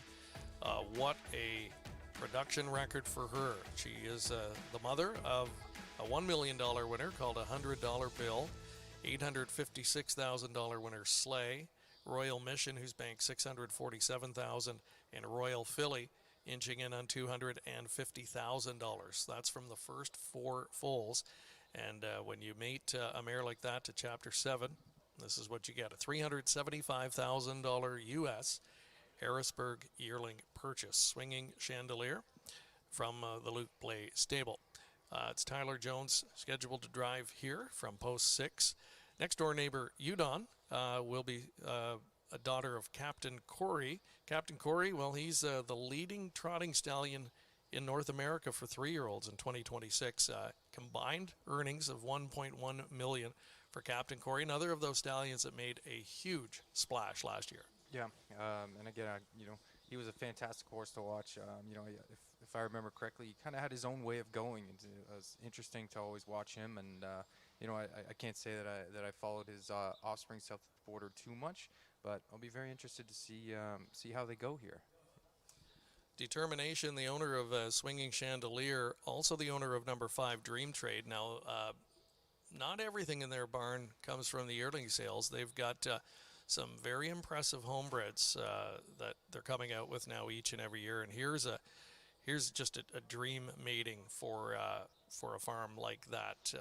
Forbidden Trade, the sire, of course, owned and campaigned by Determination and Luke Blais, former Hamiltonian winner, mated with their top trotting mare, champion mare, Dream Together, who banked almost $900,000 in her career. So this one is a Forbidden Trade sibling to Lasting Dream, who's made $800,000 for the stable as well. A winner of the Elegant Image last year, second in the Mohawk Million at age 2. So Dream Trade, perhaps a dream mating here, if you will, and one of two really impressive, on pedigree anyway, potential prospects here for conditioner Luke Blais. Yep. And as we mentioned, this qualifier here sort of dominated by the names who are taking over the card today. 2 from Carl, 2 from Blake, 2 from Luke, and 1 from Gino to round it out. The three heavyweights going after it here to see who will take the crown today. Again, another good group of trotters out here. Nice looking group. There's a look at Swinging Chandelier. Impressive looking on the racetrack. That's a really nice sized 2-year-old filly. Watching her go here, really flawlessly gated as you would expect. There's her stablemate, and getting a look there at the number 3. Doing it for the money. This one a daughter of Ready for Money from the Macintosh barn. Tyler Borth will pick up the drive on this one. And the mare, Rockin' with Dewey. She was a good one, $600,000 winner, and has already produced Dealin' with Dewey, a $500,000 winner with a flashy speed badge of 151 and 3. On paper, a really good-looking group of young trotters here for this 6th qualifier. And excited to call the action here, no doubt, and get his first look. Again, let's go upstairs to Mark McKelvey. Thank you very much, Greg. Yes, we're set now for the 6th qualifier, and certainly some anticipation for a couple of them in here. Some regally bred horses going for Blais and Determination. One, though, Happy Baby. Carl Jameson trains. Make the driver Louis Waugh, Archangel filly. Next up will be the 2, Treasure King, a King of the North filly, once again for Team Jameson. Jody drives.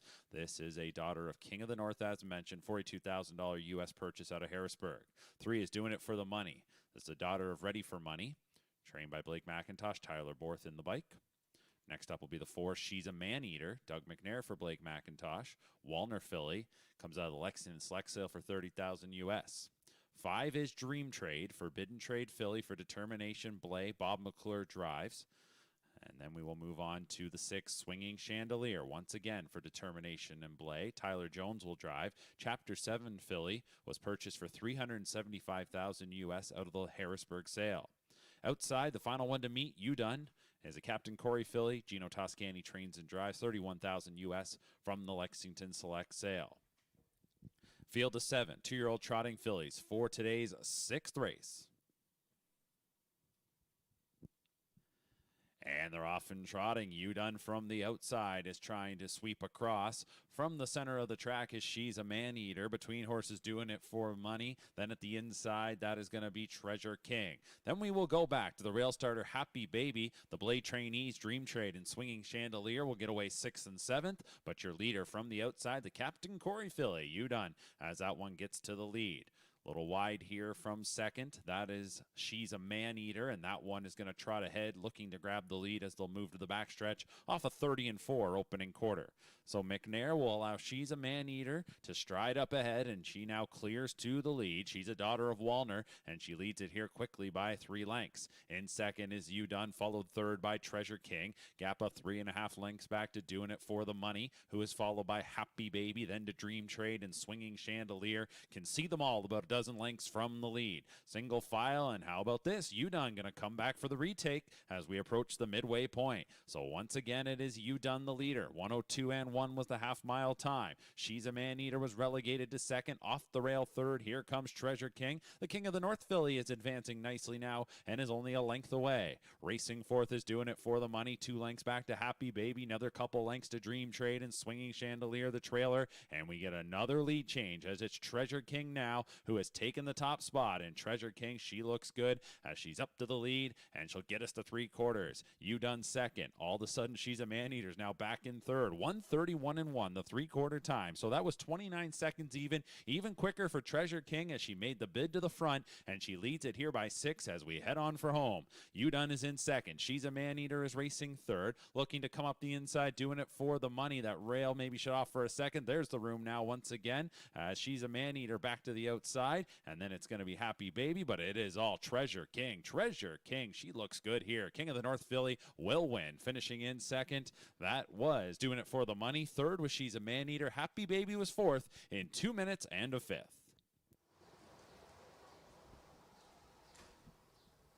Treasure King looking good, the 2-year-old daughter of King of the North, 58-second back half speed, maybe even a little tick faster.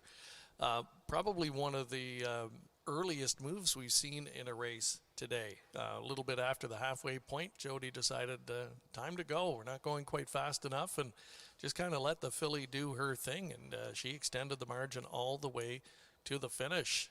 Did it pretty easily. 2 minutes and a fifth, again, that back half speed of 58. Doing It for the Money closed up well. Was in some tight traffic quarters, mid-stretch. No problem for that one. Dove to the inside, got the clearance, and was a clear second. Yeah, I like to look at all the trotters in there. Honestly, maybe save for the You Done a little bit short-strided into the first turn there. Some complications. Everybody looked pretty good, but again, we said sometimes in these baby races and the qualifiers, we don't see a lot of moving early. But at such a young age, to go by 2 horses in the 3rd quarter and continue on like that, it really speaks to the mentality of Treasure King there. And, as the owner, the trainer, the driver, you got to love when horses are willing to go by and continue on in front of horses. And even when you look at 3rd place finisher, She's a Man-Eater to survive a fairly adventurous trip. Wide in the first turn, even turning for home, got caught behind a horse that was starting to tire, had to check and take a bit of a right-hand turn to go wide. Handled all of that adversity, stayed flat, stayed at her business, and had trot at the end of it too. So 3rd place effort, well beaten, but you'd be encouraged by what you saw from her. Yeah, absolutely, and I think that's why you put these drivers like Doug McNair on those horses. He's able to see the complications with You Done into the first turn, sort of keep her out of it, but then settle her down the rest of the mile, and not sort of stress her out too much and not ask her for much, and after a strenuous sort of first quarter, give her a good trip the rest of the way so that she still remains happy to come back for you next week. So it's been a good day at the office for Team Jameson here as well. They pick up their 2nd winner of the day as Treasure King gets it done. So a lot of people have been awaiting what we're going to see from these King of the North offspring that sold so well last year, and from the few that we've seen here this morning, so far so good. And Treasure King getting it done here in qualifier number 6. We've got 3 more left to go here, and we'll be back on the pace. 2 pacing events and 1 for the trotters. When we return here, you're watching coverage of the Rookie Showcase here on Game Plus TV, live from Woodbine Mohawk Park in Campbellville.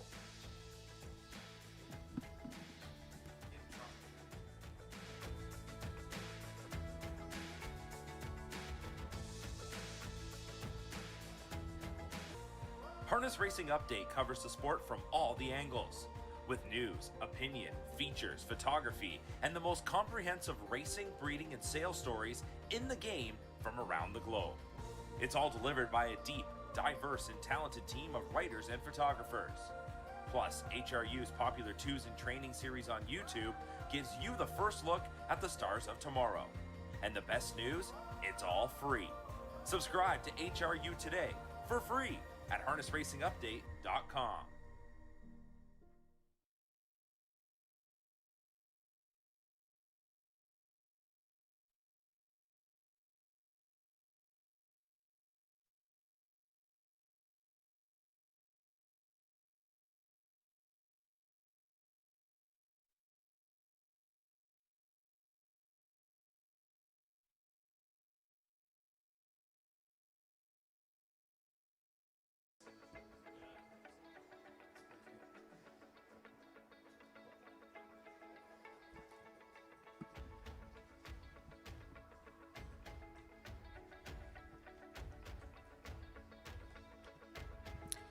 Welcome back. Again, a huge thank you to all of our sponsors. You see them listed at the bottom of the screen for making this live coverage possible.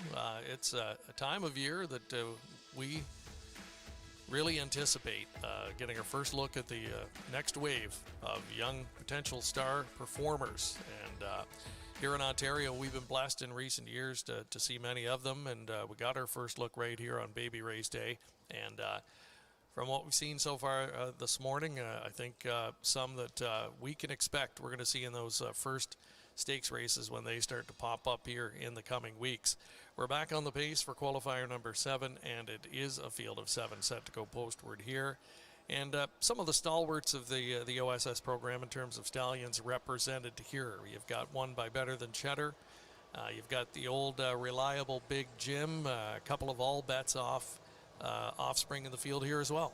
Yeah, it's an interesting qualifier. We get a couple, fresh names. We won't say new names. We got a couple cattle washes, as we've talked about tons. We get a bulldog here we're excited to see, but yeah, we get some other names in there. A Better Than Cheddar, homebred for Eddie and Ashley Hensley here. Excited, and wish them luck with that horse. Another Big Jim, old reliable as you mentioned. And a couple all bets off, which show some speed. Maybe haven't had the most success, but they've certainly got some talent to go with these stake horses. And I can't imagine what it would mean to Ed and Ashley Hensley, the husband-wife team. They've been at this for a long time, and to get a homebred of a mare like Request for Parole. She was so good to them, made over $700,000 in her racing career. Hard-hitting, top-end mare that we saw for years on this circuit. And this is her first foal to race. She had some complications with the first couple, so, you know that it means so much, and it's been such a long road to finally get a first starter out of that mare here today. And so it's going to be fun to watch and see what this one can do. Yeah, and as you mentioned, you can't root for two better people than that, two started and didn't start here, started in their own jurisdictions. They've sort of journeymen and women. They've been all around, and finding more and more success each year. And you really like to see them continue with that. Twin B Sheila, number 3, a London Classic Sale graduate, bred by Twinbrook Limited, another of our local breeding establishments that do such a tremendous job. And Twin B Sheila is a Bulldog Hanover filly. She's a sibling to a good one in Twin B Tough Enough. I know folks in Atlanta, Canada would certainly be watching a qualifying race like this with interest. He's still there racing in the top class, coming off, I think, a 52-1 win his last start there, I believe. And he's got about 850,000 or in that ballpark made over the course of his career. So Twin B Sheila going to try and follow in his footsteps here. And she's a daughter of Bulldog Hanover. We've already seen a Bulldog Hanover win earlier on the program here this morning. You've got a couple of cattle wash offspring from the inside of the gate. Pistol Packing Patty, the post 1 starter here. Another one from the Blake McIntosh barn. Carl Jameson's got the other one here, Cattle Bell. She'll leave next door in post 2. From the $300,000 winning mare, Bell Boyd. Further to the outside, all bets off offspring here. The filly My Bets on Bob is a sibling to a couple of good ones that are familiar to folks in Ontario. Do Better and Better Option, both banked over $200,000 in their career. In fact, we're getting news that there's a couple of scratches here. Yeah, include the 4 and the 6. So well, 4 and 6, 2 Bob that we've talked about. There you go. So we were talking that horse up, and disappointing that they're scratched. Hopefully nothing serious. Hopefully just another week delay in the start of the careers of both of them. So take out 4 and 6 here. So it looks like we're down to a field of 5. The other all bets off that will go is after all that. Number 7 Saddle Pad going to get to move inside a couple of spots here. Just the second full from the Art Major mare Selfie, and a bargain basement purchase last year, Mark, at the London Classic Sale for just $13,000.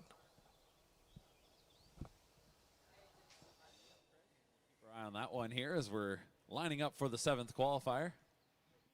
2-year-old pacing fillies. Again, the scratches of the 4 and the 6. Louis Waugh picks up the drive on the 3. Tyler Jones will handle the 7. Here is your field. Pistol Packing Patty is number 1, a cattle wash filly out of the Lexington Select Sale for $35 US. Blake McIntosh trains. Tyler Borth drive.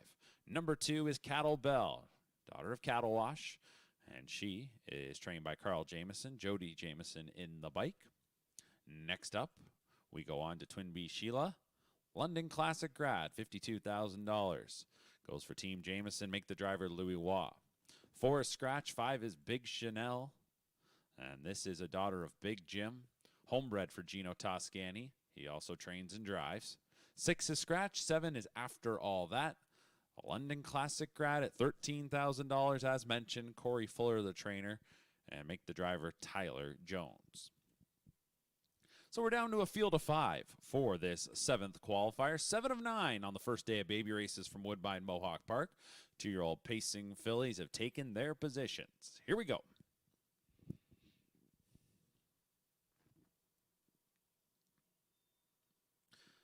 And they're off and pacing. And getting away quickly at the inside is Pistol Packing Patty. So Pistol Packing Patty, she drives forward. Cattle Bell can then just get in behind second, and we will get away in post position order. Twin B Sheila in third, back to Big Chanel, and the last one is After All That. Pacing fillies will head to the opening quarter, and it is the daughter of Cattle Wash, Pistol Packing Patty, over another daughter of Cattle Wash, and Cattle Bell second. Length and a half the margin, 30-3 was that opening quarter. Pistol Packing Patty.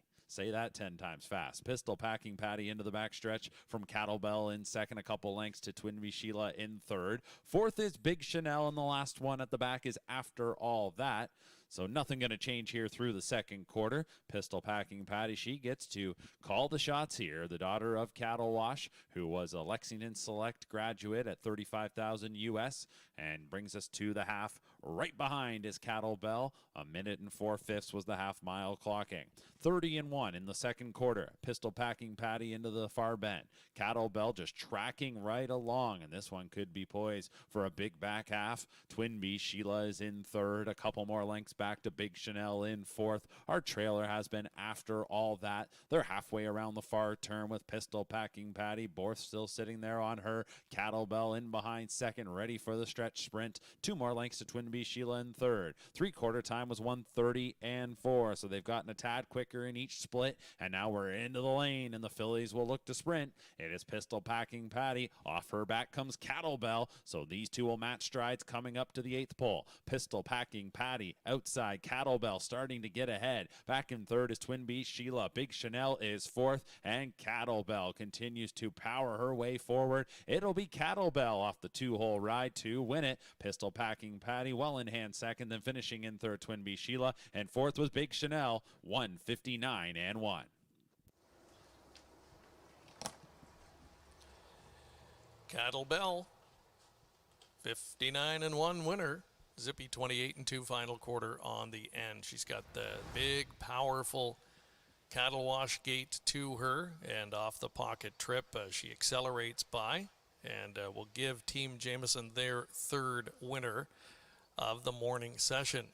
Hauls down another daughter of Cattle Wash, Pistol Packing Patty. Gave Mark McKelvey a little bit of fun here this morning calling that one, and nice 1-2 finish for the daughters of Cattle Wash there. Twin B Sheila, she got a little bit bumpy gated in the stretch when they were picking up her speed. She's kind of a big filly too, and will likely need a couple of more times behind the gate just to get things kind of ironed out, but I think there's plenty of potential there as well. So 3 wins for Blake, 3 wins for Carl here this morning, so maybe a little bit of a battle here over the final couple to see who will come out with more winners. Yeah, they're duking it out, aren't they? And, you know, Mark kind of called it there towards 3/4, but Cattle Bell all over Pistol Packing Patty's helmet, and certainly made it look easy going by her in the stretch. Very long stride, as you mentioned. Looks great and strong coming to the wire. From a really good mare, Belle Boyd, as we mentioned, a high-end mare, daughter of Art Major. So, you know, this is, I believe, the first or second full, and mated with Cattle Wash. You know, a nice size filly. She looks bigger when she's going because of the gait, the way she goes. Yeah, absolutely. And, it's interesting for me. You could sort of see the two cattle wash on the front and then the Bulldog Hanover. Sort of the way they hold their head, you can see how the sires sort of stamp them and the way they go. And, the cattle washes get the better of the Bulldog Hanover in this one. But as you mentioned, three pretty good looking fillies. Jody Jameson, he's been at this a long time, but how much fun is it for him right now? He's still driving at the top level here, and looks like he's going to have a bunch of talented youngsters to go with this summer. Yep, absolutely. I would echo that. And, we watched it Kamloops Classic night just not long ago. But, he knows what to do no matter the size of the track. He knows how to drive him. He knows where to put him. And he's getting a lot of power. They're doing a great job. And he loves the spotlight of the big nights and the big crowds and the big races. So, good luck to him this summer the rest of the way. Time for the late double. 2 more to go here on the morning session when we come back.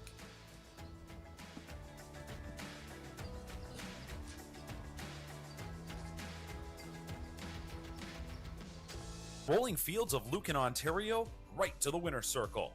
Sealster Farms has been making an impact across harness racing since 1969. Today, the Sealster roster is headlined by the world's fastest standardbred, the amazing Bulldog Hanover.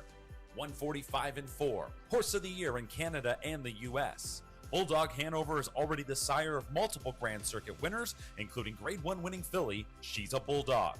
The Sealster lineup also includes All Bets Off, Big Jim, and Century Pharaoh. To learn more about the Sealster team, visit sealsterfarms.com.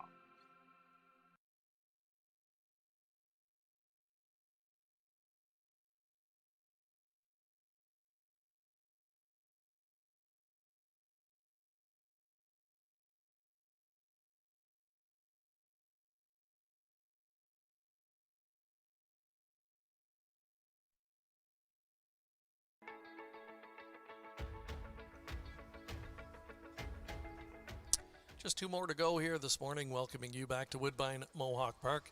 Again, we want to thank all of our wonderful sponsors this morning for making this coverage possible. Harness Racing Update, Arsenault Horse Transport, the London Classic Yearling Sale, Sealster Farms, Winback Farms, Hanover Shoe Farms, Twinbrook Farms, Terra Hill Stud, Preferred Equine Online, and the Hambletonian Society. Big thank you to all of them for taking part once again this year in the Rookie Showcase. We love being able to bring this coverage to you. Literally our first look, and for everybody watching in at these new faces for another season. We got another group of trotters getting set to go here with 2 more remaining this morning, Jeff. And our predictions, they weren't that far off here as the day's gone on. We're pretty close. We actually underestimated on the pacing side, and we were close with the trotters. Yeah, I think as we mentioned, maybe as the day went on, we would sort of see it, and happy to see that we got there. And maybe not everybody wants to go there. Who knows? Maybe the drivers get a feel for the track a little bit early. Maybe they were a little slow, and then they realized they can go a little more. But again, maybe we thought the heavyweights with the big price tags in the first couple were going to be the ones to watch. But again, sometimes you can find those diamonds in the rough for a little bit less. This next one, interesting. We get to see our Green Manalishi's back in this one, which we haven't seen yet. And again, 3 muscle masses to get back out here, and a Walner from Gino Toscani again. And there we see the 2 elegant green, maybe a little bit. I was thinking that, Jeff, that, it was kind of surprising to not have seen a few more from Green Manalishi here this morning. I suspect we'll see more of them emerge here in the next couple of weeks. Blake's got one here by Green Manalishi. Of course, he's had good luck with that stallion when you think of Mona Lishi and some others. And Song from Heaven, a sibling to a pair of $100,000 winners, Orlando and T. Lake, $30,000 purchase last fall. And we'll have post 1 in the field. And the last one we're going to see out on Post Parade's Shake Your Mass. This is a London Classic graduate, $57,000. And a daughter of Muscle Mass from a good producing mare named Stonebridge Glider. And the Muscle Masses, as we say every year, there are very few stallions that stamp them any more than he does. Yeah, beautiful looking trotters. And, Muscle Mass kind of going the same way, Better's Delight's going. He's been around for so long, continuing to produce for us here on the Ontario circuit. And again, just reliable horses. You know that you're probably getting a pretty good naturally gated, naturally gifted trotter when you spend the money on them, and you know that's why they are priced the way they are. That's why everybody continues to breed to them. A moment ago, we saw Elegant Green a little bit fractious, so the new surroundings. This is a learning experience for all of them, and you know, so it'll be a big benefit to getting here this morning, seeing what everything's all about, and we'll know in a moment how she performs when they get behind the gate. $65,000 London Classic yearling purchase, and a daughter of Elegant Serenity, who was a $500,000 winner. This is her first foal. So you can see why, you know, there was a fairly high price tag on this one at the London sale last year. A beautiful looking filly on the racetrack, and yeah, the ears are up, and she's kind of looking around, right? She's taking notice of everything here. This is obviously maybe some new territory for her. Yeah, and we always say, especially with the fillies and the mares, you know, you like a little bit of spice. As you mentioned, beautiful looking filly, ears up, ready to go. You know, and you know sometimes trotting fillies can be a little tricky, but sometimes when you wait on those ones, they end up being the ones that pay off the most. So it will be interesting to see what she does here today, but certainly by no means will this you know, if things don't go to plan, this certainly won't be the last time we see her. And again, you know, sometimes those are the ones who pay off the most. All right, one more time. We're going up to the man who does it all around here, Mark McKelvey, with the call of the 8th. All right, Greg, here we go for qualifier number 8. Tyler Boyce drives 3, Pink Gin Fizz. Tyler Jones drives the 6, Shake Your Mass. 2-year-old fillies here. We're on the trot. One Song from Heaven, daughter of Green Man Alishi, $30,000 U.S. Harrisburg buy. It's Blake McIntosh training and Doug McNair driving. To the 2, Elegant Green, another daughter of Green Man Alishi, London Classic graduate at $65,000 for trainer Eric Nadeau and driver Louis Waugh. Next up is the 3, Pink Gin Fizz, daughter of Muscle Mass, trained by Carl Jamieson. Tyler Borth will handle. And then we go on to number 4, Rebel Moon, also from the Jamieson barn. Jody Jamieson's in the bike. This is a daughter of Muscle Mass. Next up, Roma Lee Armitage, Walner filly, $22,000 U.S. buy at the Lexington Select sale for Gino Toscani, your owner, trainer, driver. And then on the outside is Shake Your Mass. She's a daughter of Muscle Mass for Jeff Williams. Make the driver Tyler Jones. And this one comes out of the London Classic yearling sale for $57,000. It's a field of 6 assembled here for the 8th. Penultimate qualifier on this Thursday morning from Woodbine Mohawk Park. And they're off and trotting. And it's going to be an inside good beginning here for Song from Heaven. Breaker at the start went the 5, Roma Lee Armitage. Elegant Green. And up on the outside comes Shake Your Mass. And Shake Your Mass is pointed into the forward mix. It's Song from Heaven, Shake Your Mass. Third is Pink Gin Fizz, followed by Rebel Moon. Then we go to Elegant Green, and off stride, that is Roma Lee Armitage. Wide into the first turn, Shake Your Mass from the outside starting spot is going to be parked to the quarter in 30 and 3, but just kept on pressing and now gets to the front. So clears to command, and this one is taking them into the backstretch with some good looking strides. So it's Shake Your Mass, the Muscle Mass filly, by 3.5 lengths from Song from Heaven in second. Third is Pink Gin Fizz. Then next up, fourth, you're going to find Rebel Moon. Going back then to Elegant Green in fifth, and the trailer, Roma Lee Armitage. So Shake Your Mass, Tyler Jones, they lead it by 2 on Song from Heaven. Half mile time was 1 minute and 4/5. Second quarter in 30 and 1. Shake Your Mass, a $57,000 London Classic yearling sale purchase. She fronts them onto the far bend. Song from Heaven, the daughter of Green Man Alishi, there second. Muscle Mass filly Pink Gin Fizz, she's trotting in third, tracked by her stablemate, daughter of Muscle Mass, Rebel Moon. Then back to a Green Man Alishi filly, an Elegant Green, and the last one is Roma Lee Armitage. A 2-length advantage up front here for Shake Your Mass, and Shake Your Mass is at 3 quarters in 1:31 and 4. So they swing into the lane off a 31 second third panel, and Shake Your Mass will try to keep Song from Heaven at bay. Song from Heaven gets the cue to go here from McNair. She's up to the leader's wheel, trying to get on even terms. Good final quarter coming here from Rebel Moon on the outside. So Song from Heaven takes the lead. Rebel Moon back to third, Shake Your Mass. It's Song from Heaven and Rebel Moon. Song from Heaven will win it. Rebel Moon was second. Shake Your Mass was third. Elegant Green, she was up for fourth. The mile, 2 minutes and 2/5, as it is Song from Heaven and McNair for McIntosh, the Green Manalishi filly, in the 8th. That was a good 3 across finish for these filly trotters as they turn for home. All really professional looking, nice closing speed. I think take nothing away from the pace setter, just got out sprinted a little bit there. The pocket sitter had plenty of go late, Song from Heaven, and an eye-catching rally from Rebel Moon to get right up into the mix as well. But that is a training grand slam this morning for Blake McIntosh. 2 minutes and 2/5, 28 and 3 speed on the end of it for Song from Heaven. Our first look at Green Manalishis today, and gets a winner. Yeah, absolutely. They look great there. You know, as you said, take nothing away from the pace setter there. And you know, I was thinking there for a while. Jeff Williams, trying not to be outdone by Blake and Carl here today, was certainly in the hunt there. But yeah, a little bit more speed from Song from Heaven and Rebel Moon coming for home. And again, we sort of get to where we thought we were, another mile in 2 minutes and 2/5 here. I think we predicted just under 2 minutes for the fillies. So again, a great showing for the fillies. And you know, sometimes we said, you know, the girls and the fillies tend to mature a little bit quicker than the boys, and sometimes you can have a little more success when they're young. But they certainly seem ready to go. Yeah, and I think the conditioners of the top 3 finishers here all going to be very happy with how their youngsters performed today, and they're all they're set up well for some success, I think, in the OSS program here this summer.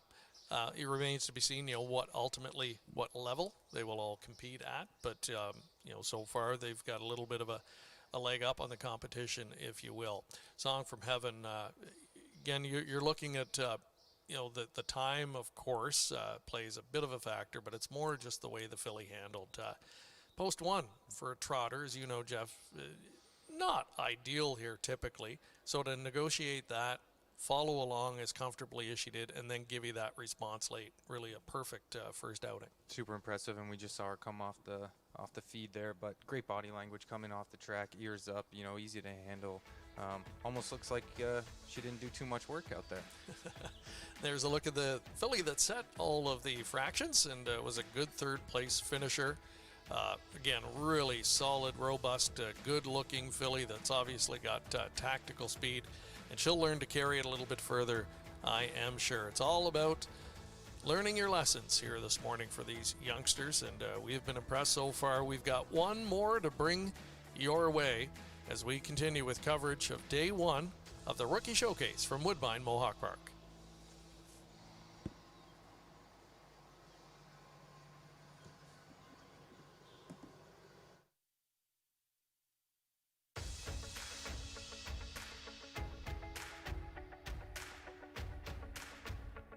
Farm of Canada's home to 9 outstanding stallions, including Metro-based champion Captain's Quarters, who's new in 2026.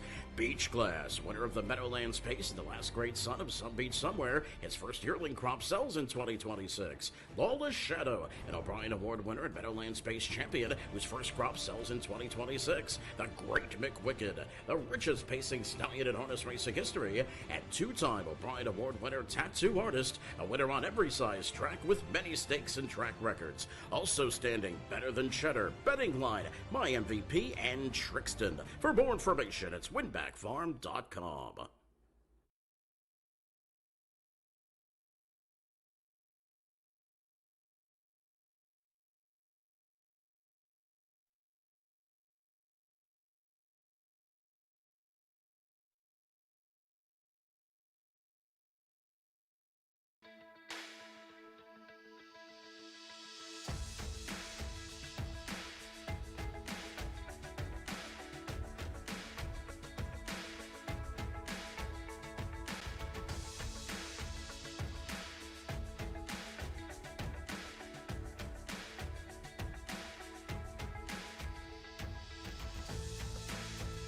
As the industry's leading sales agency, Preferred Equine's new online sales portal, Preferred Equine Online, offers the best online service available. Developed by our experienced sales team, the powerful new platform with cutting-edge technology makes buying and selling easy from the comfort of your home or office over any device. Our experienced sales team offers full customer service for buyers and sellers as it relates to the collection, distribution, and transfer of the horses offered. Sellers can enter a horse as easily as 123 with a searchable database while allowing comments, photos, and other documents. Buyers can view live pedigrees, past performances, and race videos. To view the sales schedule, create your account, or learn more, visit www.preferred. To the Rookie Showcase. Beautiful Woodbine Mohawk Park, and this will be the scene on Saturday night for Pepsi North America Cup eliminations, other Grand Circuit eliminations taking place as well. Before we get to the field in our finale, Jeff, we should talk a little bit about that. What a night, so much anticipation as Bojangles will welcome in a couple of U.S. invaders that look like they can, definitely push him and give him a race at one of the most highly anticipated matchups we've probably seen in a number of years.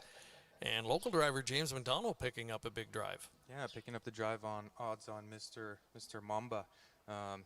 Dexter electing for Brandon Boulevard, as many would probably suggest, but I'm sure that's never, as a driver, and having to make a choice is never fun, never easy, and I'm sure that was one of the more difficult to make. But hey, we root for, we're obviously rooting for Bob and Bo, and we root for James and Mr. Mamba as well. From the outside looking in, we say, hey, that's a good problem to have. We'd all like to have it, and of course you would, but nonetheless, that would be a gut-wrenching decision for him. I no doubt about that. And yeah, he opts for odds on, Brandon Boulevard, who looks so good winning in the Sun Beach somewhere. Odds on Mr. Mamba, though, his first test at Hoosier Park, he really couldn't have looked any better. And the fastest colt pacer in all of North America last season. So what a showdown. That's what racing's all about. I mean, that's only an elimination race, but it is going to be something else. Well, yeah, as you mentioned, probably one of the most anticipated nights of the year. And we're just talking about the elimination night. We still have finals night to come after that. For sure. And again. On the Philly side as well, for the Van Hanover, Lua Dippa, the star from the U.S.-based operation of Ronnie Burke. She'll be in town to take on our local champion, A Clean Deal. That's another great marquee matchup. Yeah, what a night top to bottom this Saturday. But first things first, we've got to wrap things up here this morning. We've got a field of 5 colt pacers set to go postward here. And good-looking group overall. You've got a variety of stallions represented. Captain Crunch with a pair, including Chips Ahoy Boy, the number 1 in the field. Just a $4,000 yearling purchase out of Goshen. And is a sibling to a quartet of $200,000 plus winners, including an $831,000 winner called Scandalous. So, again, potential bargain basement purchase here with pedigree potential. They're moving up for the finale one more time, up to Mark McKelvey. Thank you very much, Greg. As the horses line up here for our final qualifier today, we're going to take out the number 1, Chips Ahoy Boy. That one is scratched. So we finish it off with a field of 4. Leuxie is the 2. That'll kick us off. A Sunshine Beach gelding for Gary Hodgson. The driver is Jody Jameson. 3, Hear Me Roar, a sports writer colt for Jeff Taylor. Driver Louis Waugh. Hear Me Roar came out of the London Classic for $18,000. 4 is Taste the Crunch. This is a Captain Crunch colt for trainer Blake McIntosh. A Harrisburg grad at $12,000 US, being driven by Tyler Borth. And on the outside, Never Again, a big gym colt for Blake McIntosh. Doug McNair does the driving. And that is the field of 4. So our final qualifier today, as we've officially kicked off the 2-year-old season here at Woodbine Mohawk Park. We'll be back next week with what we anticipate 2 days of baby races next Thursday and Friday, June 11th and June 12th, as the starting gate comes to the top of the stretch for our final qualifier today.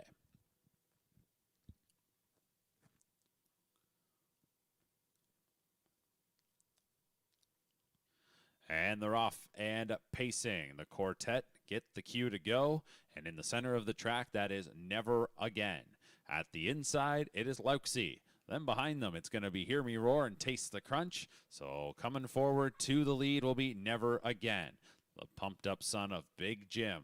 Striding clear into the first turn as McNair will get this one to settle. Leuxie's in second, then third. Hear Me Roar, Taste the Crunch a couple lengths behind that rival. And off stride went Leuxie. That one appeared to jump the shadow.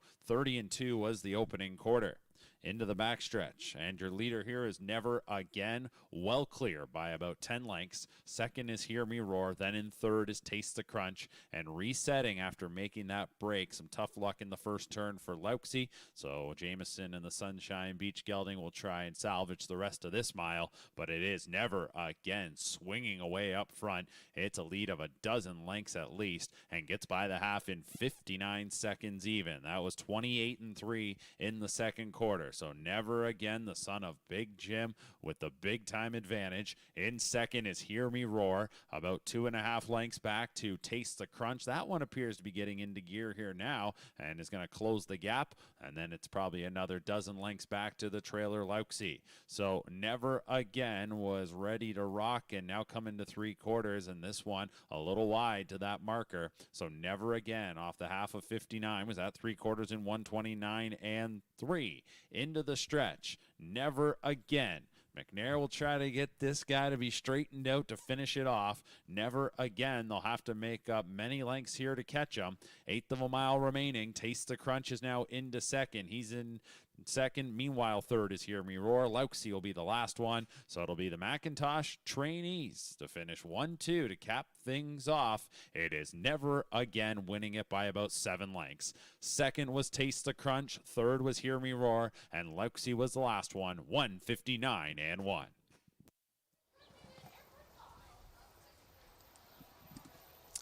Never Again, straight to the front. A little bit adventurous, though. Wide in the first turn, got a little bit wide in the final turn. But once he straightened up, just kind of stayed out in the middle of the racetrack and cruised home in 29-3 to polish off the victory. Fifth winner of the morning for Blake McIntosh. And a 1-2 finish for that stable here as Taste the Crunch is second. And the sports writer colt Hear Me Roar lands the show spot. That is going to wrap it up here for this morning. Again, 9 races in total, Pacers to end things off, and the Big Jim colt, Never Again, getting it done here. And this one, a Big Jim out of Palm Patrol. She's had 4 previous foals. All of them have raced and been competitive on the racetrack. So another one destined for the same here, Never Again, in our finale today to wrap up our coverage. Good morning, Jeff Hunt. So far, a lot of fun to watch these horses. Our predictions weren't too far off in the time department, but overall, what would you say your highlight was? Well, I mean, I think I could come up with a couple. I think, you know, the first is, you know, obviously getting the opportunity to be here and work alongside you. That's always great to be out here. The weather is